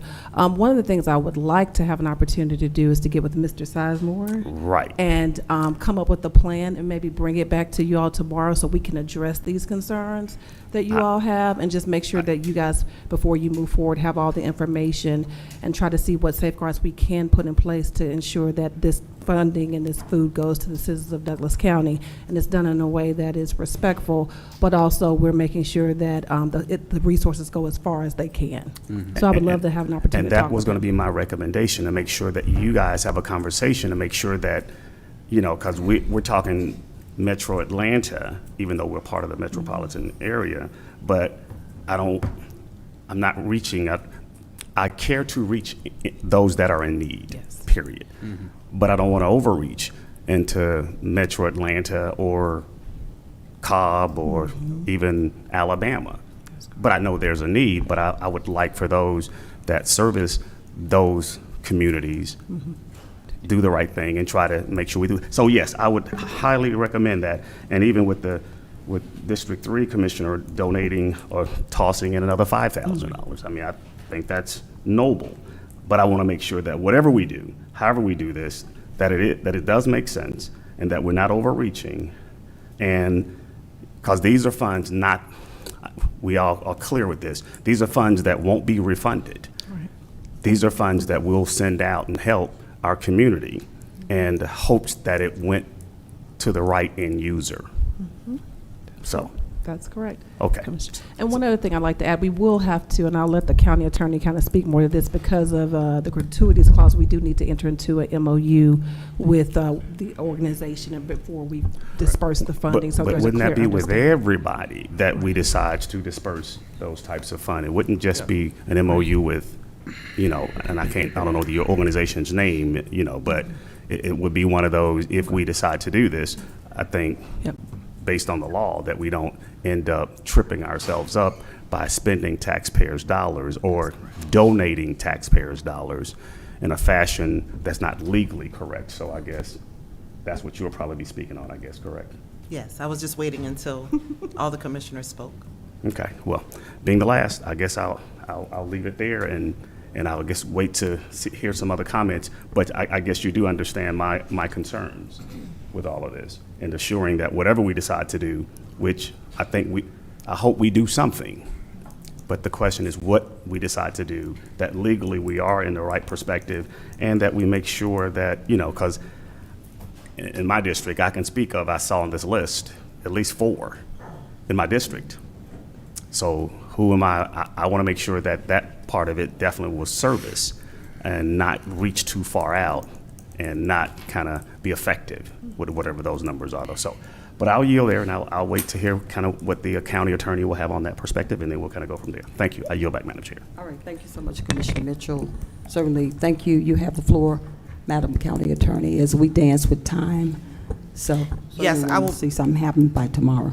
You have the floor. I will make it very quick because a lot of you have already highlighted exactly what I wanted to say, is that while, the nobility in providing the monetary support to, I believe, Feed Douglas Cooperative is the name of the organization, it certainly is going to require an MOU to talk about that. The food that is purchased with the donation is given to Douglas County residents at no cost. And then we can certainly include some of the other things we've heard about, some doable safeguards to ensure that the taxpayer dollars that are given to this effort benefit Douglas County residents. So I can work with Tiffany and this gentleman to get that done, and hopefully on your agenda for tomorrow. Thank you so much, Madam County Attorney. Appreciate you. All right, any other discussion, board? If not, Madam Clerk, you have the floor. Okay. And Mr. Sizemore, if you could just hang around Tiffany and the county attorney, if you could just wait. Okay. We will move to business item number 8. Approval of a new contract with Civic Plus in the amount of $4,868.78 for the first year with an annual renewal rate of $938 thereafter for the development and maintenance of a unified website for all Douglas County courts to be funded by the Law Library, and authorize the chairperson to sign all related documents pending final legal review. Justin Ricks. Good morning, all. Good morning. Two microphones. So we're just looking to unify all the courts' websites, put them all in one place. Currently, it's pretty difficult to find out if you have a court date, if you have the judge's calendars, anything with our current website. So we're planning to use law library funds to cover this. We're just trying to make it more accessible for the community for things like forms, information about legal services, etc. And like Judge Adams says a lot, we've cut a lot of fat from the law library spending at about $15,000, so it's pretty much covering itself. Okay. Any questions, board, for our court administrator? Okay, Commissioner Henry Mitchell. Yes. You have the floor. Are we on? Do we use for our website Civic Plus, or is that who do we use to create our website? We use Civic Plus. You guys, I mean, on the judicial side, or is it part of what we already use? Because I know there was a whole big website. Huh? Oh, yes, please. Okay, I'm asking the wrong individuals, and the reason I'll ask is why she's coming up is because I want to make sure it makes sense that what you guys are trying to do, would it mirror or be a part of the same structure that we already have? Because I'm assuming it's going to go on our website as to you click and go, I guess. So if you would, yes. Yes, good morning, Commissioner. Yes, this is a part of the Civic Plus website. Okay. So what it is as you know, we just had the website revamp. Yes. And so what they are seeking to do, and Communications is familiar with their conversations with Civic Plus, so we have one umbrella site, and then there are certain departments under the Civic Plus umbrella that have their own, what I like to call website within a website. Yes. So like Connect Douglas has a website within a website. Animal Services has a website within our website. So it is connected to the master website, but because they are building out their own site within a site, it does require a contract. But it is up under the master site. Right, so to be under the master, Yes. but a subsidiary to our site. Correct. And Douglas County, what is it? Help me out. Is DouglasCountyGA.gov. Okay, so to be that, and then I guess a link or whatever this new website will kind of tap in Yes. there to go to the judicial side of things, and looking at calendars, looking at library, looking at blah blah blah. Correct. All that'll be built out under. Yes. I mean, and I'm assuming, is that where you were trying to go with this? You're Okay. correct. Okay. So, Commissioner, what happens now is what it's allowing them to do is, I say, kind of spread their wings a little bit. So right now, certain departments under the judicial link have their own pages, but not their own site. So when you have your own site, it allows you to kind of spread out and have a certain number of tabs. And so it just gives a lot more breathing room for all of the information that the courts need. And how do you feel? Is it what you think? I mean, you don't know what it is, but do you feel like it's user friendly to the end user doing it this way versus Yes. the way it is structured now? Yes, because of the amount of information and the number of judicial departments that exist, yes, I do believe, and it's something we've been advocating for a while, that they needed their own site within a site and not simply just a page. Great. And last but not least, the 938 annual renewal rate, is that the build out, the annual fee that charges to keep you guys up and running from the judicial side of things? And does it have anything to do with our current site that we got to kind of now up the ante on what we're doing? But I'll stop. I will start with the build out. It's actually $4,868.78. However, when 4,000, I'm sorry. Yes, when we renew next year, it'll be 938 in the years. So this is the build out, the 4,868 is the build out for you guys. Correct. And then the annual fee is 938. You are correct. Got it. So that's the one-time build out. And back to you now. The numbers on your end doesn't affect you with Civic Plus? No, we have our own, the master Right. renewal fee that we do, but this is because they are building their own site. So that's why you have that setup fee, because it's not just a matter of maintaining a Right. singular page Understood. now. Yeah, so they are responsible for the cost of the renewal. And it's all in you guys' budget, so you guys are good with the numbers, don't need an additional dollar or two to kind of kick it off. Okay. All right. Thank you, guys. Appreciate it. I yield back, Madam Chair. Okay, thank you so much, Commissioner Mitchell. Any other questions for? All right, thank you so much, Thank you. Administrator. Okay. Okay, Madam Clerk. Number 9 is approval of a service contract with Mobile Communications America in the amount of $14,862 to be funded through the 2025 EMA budget for service and maintenance of the 16 outdoor warning sirens owned by Douglas County, and authorize the chairman to sign all related documents pending final legal review. James Queen. Good morning, Madam Chair, Vice Chair, Commissioners. morning. This is actually a contract that you guys had approved back in February. It has gone back and forth between our legal department and the company's legal department. Everything's finally been settled. There was one change to the terms from a net 60 to a net 30.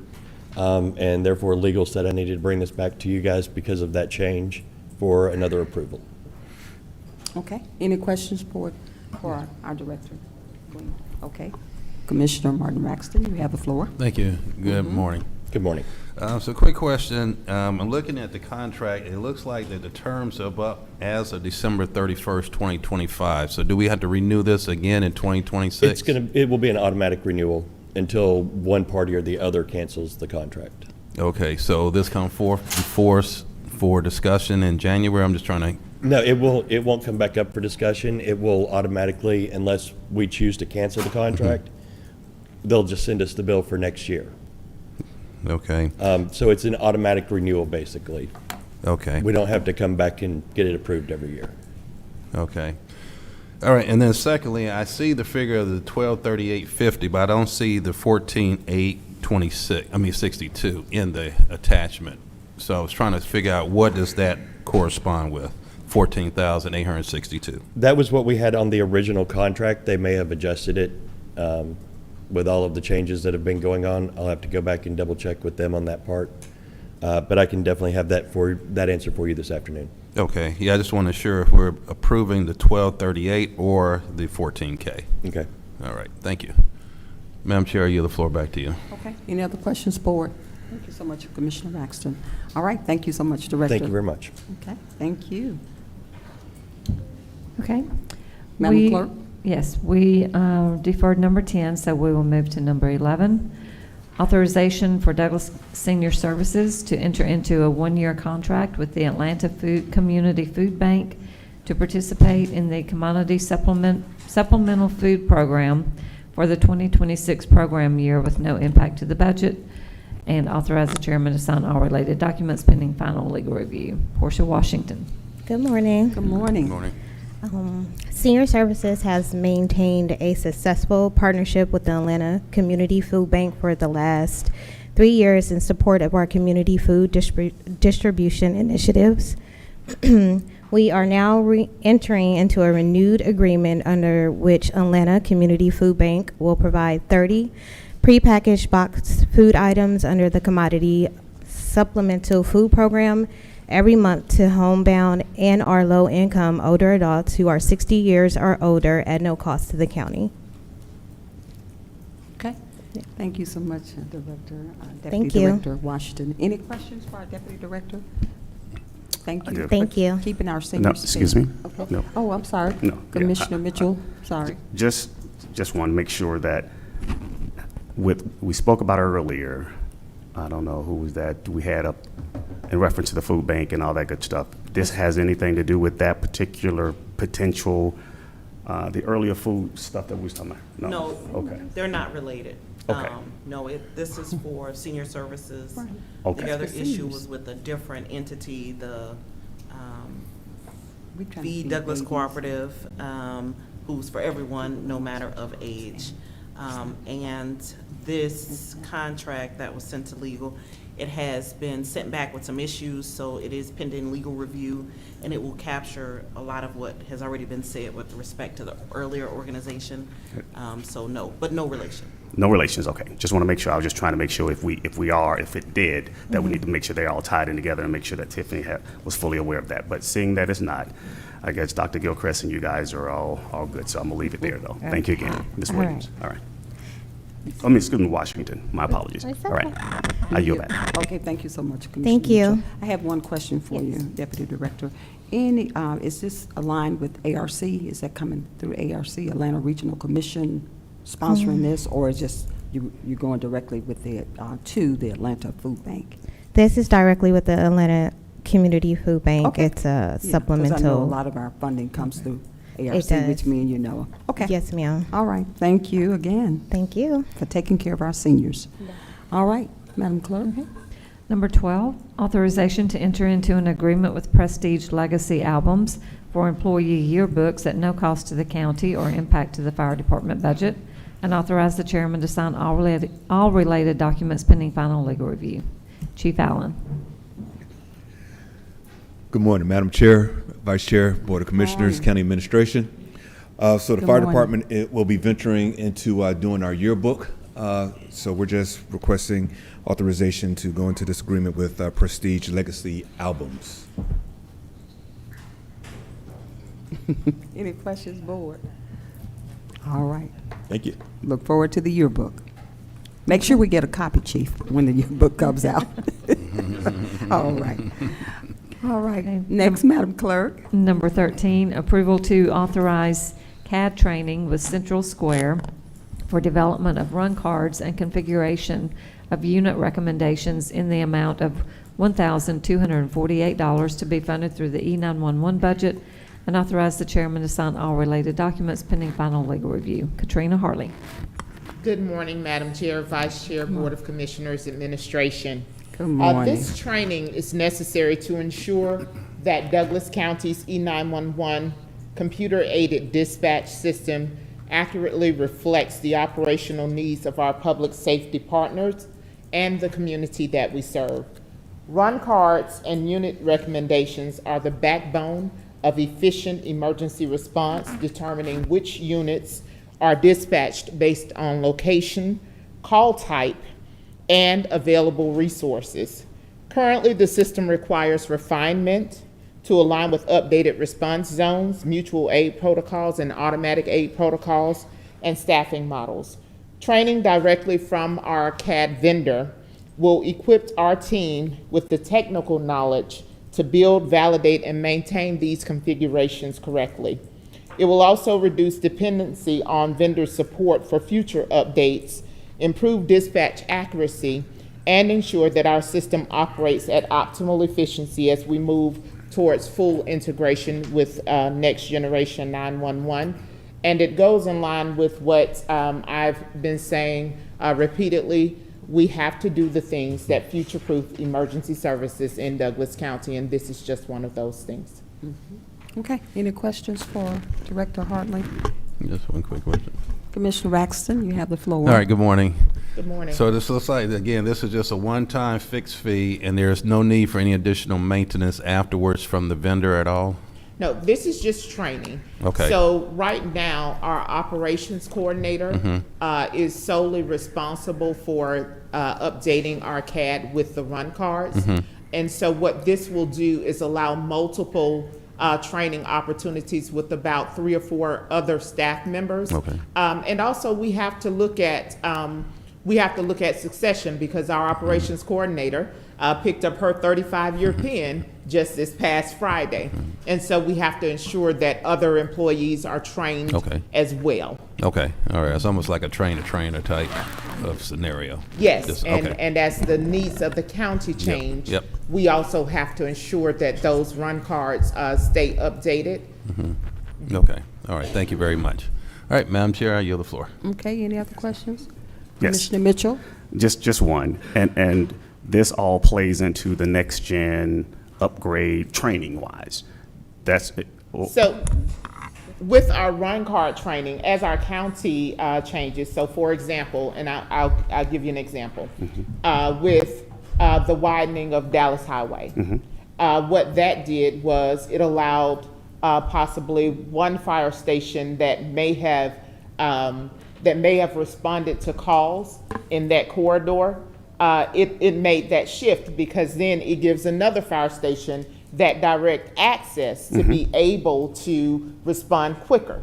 So where one fire station may sit, say, 2 miles away, and one fire station may sit maybe 2.3 miles away, that fire station that sits 2.3 miles away may actually have better access. And so those run cards actually go into that back end and change that. A lot of times, when we think about 911, I like to say it's kind of the enigma of public safety, in that, you know, you see what you see on the front end is just operators answering 911 calls, but there's a lot of work, there's a lot of technology that goes into the back end of that, and this is one of those back end things that we have to do to ensure that that response is what it needs to be. Right, and I guess it will be somewhat, you can add to that, cross-training enough individuals to prepare for preparedness, I guess I would say. Yes. Okay, all right. Good job. And thank you again. Thank you. Ms. Harley. I yield back. Okay, any other questions?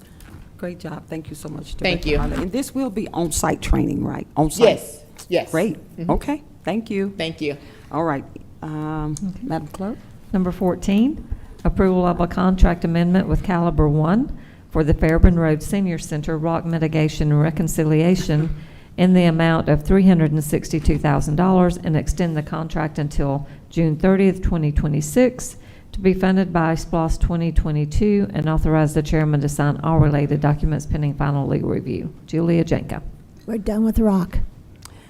Douglas County rock. We're finally done with rock. Yay. Excuse me.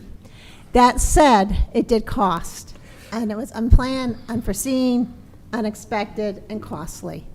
We're just simply trying to recoup to be able to carry on and move forward and be able to continue the project. We did extend. Not only did it cost us a lot of money, it cost us time, and therefore we're asking for the contract extension to be able to complete this facility. But if you drive by, we've got walls going up. You know, you can see the beams, and it's exciting at this point. It's very exciting. Any questions? Any questions, Board of Commissioners? Nope. Okay. Just keep rocking. Thank you. Number 15, approval to award on-demand signing material contract to Vulcan Inc. pursuant to ITB number 25-023, and authorize the chairman to sign all related documents pending final legal review. Solomon Rana. Good morning, Madam Chair, Board of Commissioners, and County Administration. Recently, we advertised a bid to retain an on-demand vendor for our signing material services.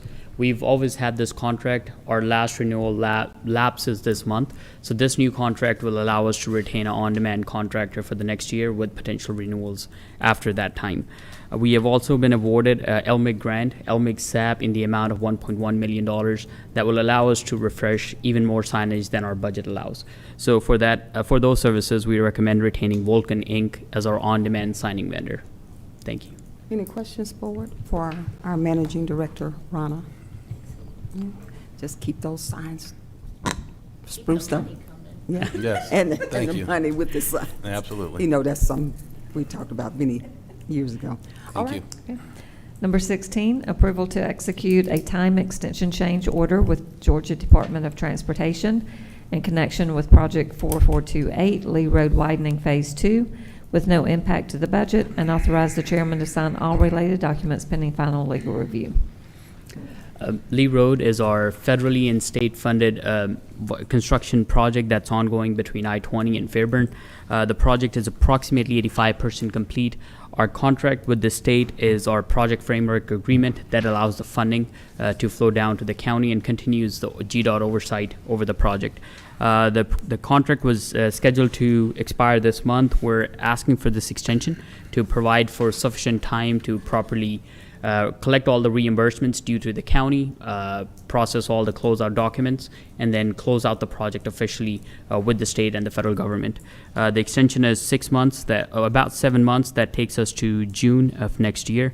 And then again, this is a funding agreement between the county and GDOT. We're recommending your approval. Thank you. Thank you so much, Managing Director. Any questions for our Managing Director? No? Okay. Madam Clerk? Okay. Number 17, approval to accept a change order with CMES, Inc.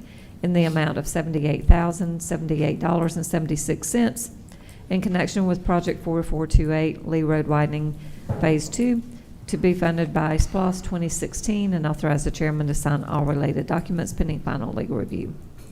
CMES serves as our prime contractor for the same Lee Road widening project.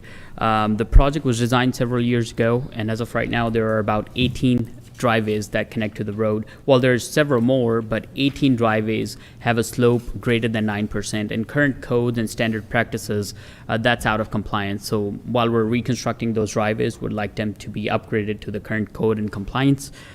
We are recommending replacing those asphalt connections to be paved by concrete instead, because the steeper it gets, the concrete tends to do better.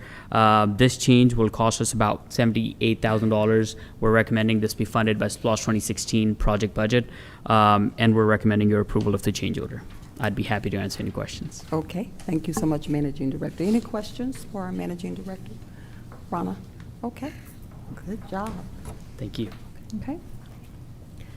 Number 18, approval of a resolution authorizing the establishment of a commercial property assessed conservation, energy, and resiliency CPACER program to be administered by the Douglas County Development Authority for the purpose of promoting sustainable development and green projects and developing trade, commerce, industry, and employment opportunities in Douglas County, and approve an intergovernmental assessment agreement with the Douglas County Development Authority and authorize the chairman to sign all related documents pending final legal review. Chris Pumphrey. Good morning, Commissioners. Can you all Use hear the me other one okay? too. This one? Can you all hear me okay? Both together. Yeah. Put them together? All right. There's a movie about this.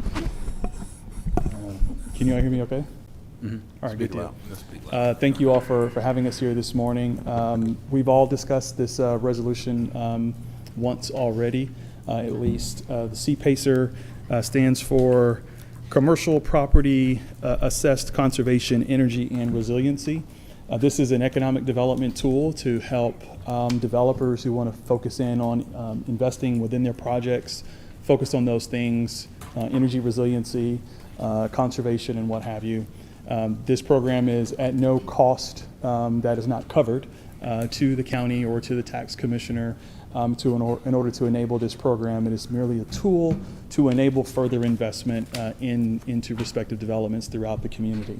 I have here with me Ms. Melody Eccles with Invest Atlanta. They run the Peach State CPACE program to serve as the administrator for the program.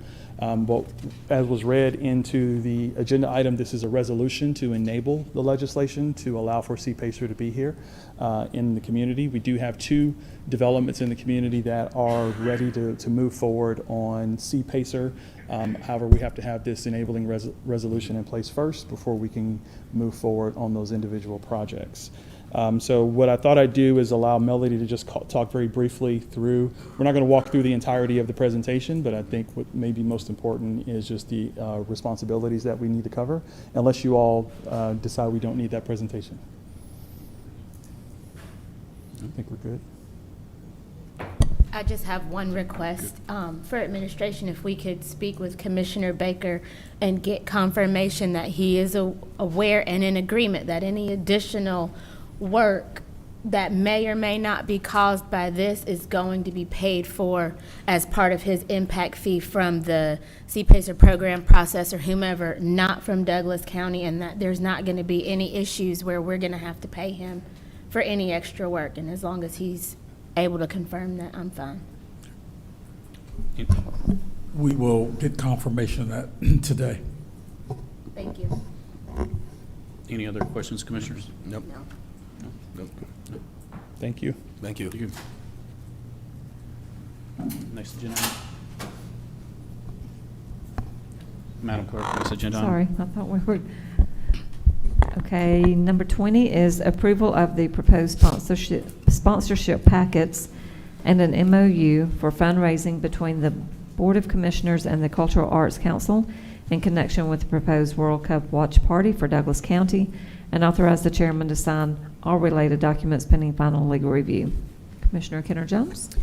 So Commissioner Raxton and I brought this forward as part of our work on the World Cup Committee. The biggest thing is to ensure that this opportunity generates revenue for the county and doesn't actually cost the county money. And so we did have the opportunity to discuss with the Cultural Arts Council that they would be willing to put together the sponsorship packets, that they would handle the vendor applications and process the fees, so that we can actually generate corporate support to help pay for this project, as opposed to having a situation where these costs may get charged back to the taxpayer. And so that it also makes it so that our finance department doesn't have extra or additional work, extra tasks to put on, and that we're not creating extra work for any of our internal departments. Okay, any questions, board? Okay, I just have okay. Vice Chair, you have the floor. just to catch up. Now, are we including, or are we working with the city on any of this? Are they part of this committee, or is it just? So we the did county? reach out and ask the city if they wanted to partner with our initiatives, and it's my understanding that at this time they're not looking at it, so we're not planning to have any events on city properties. Okay, I'll yield back, Madam Chair. Okay. All right. Any other questions, board? Okay. With that being said, certainly this is an opportunity for the board to provide some comments if you have any remarks that you would like to make before I tap on the shoulders of our amazing, wonderful county attorney regarding executive session. Yes, Madam Chair. Okay. Vice Chair, you have the floor. Yeah, I just want to take just a quick moment to, after our citizens came out this morning, to make a plea to my fellow commissioners, to one of you, any of you, to possibly consider rescinding your vote from the October 21st meeting, where we decided, or not we, where the board decided to terminate the lease for the county museum. I just asked, plea to my fellow commissioners to reconsider, and I yield back, Madam Chair. Okay, thank you. And that's just remarks, is that what you said? Yes, You just, okay, you're making some remarks, just food for thought, board. Okay. All right. County Attorney, do we need to go into executive session? Yes, we do. All right. Citizens of Douglas County, the Board of Commissioners and I will be engaging in an executive session, and we will be taking a slight pause for the calls, and certainly we appreciate your patience. So with that being said, Board of Commissioners, do we have a motion to go into executive session to discuss litigation, personnel, real estate, and cybersecurity? Do we have a motion? So moved. Second. We have a motion and a second. Any discussion, board? We have a motion and a second. Please all indicate if you, by raising your right hand, if you are in agreement to go into executive session. We have a 5-0 unanimous vote and the motion carries. All right. With that being said, we will see you upstairs.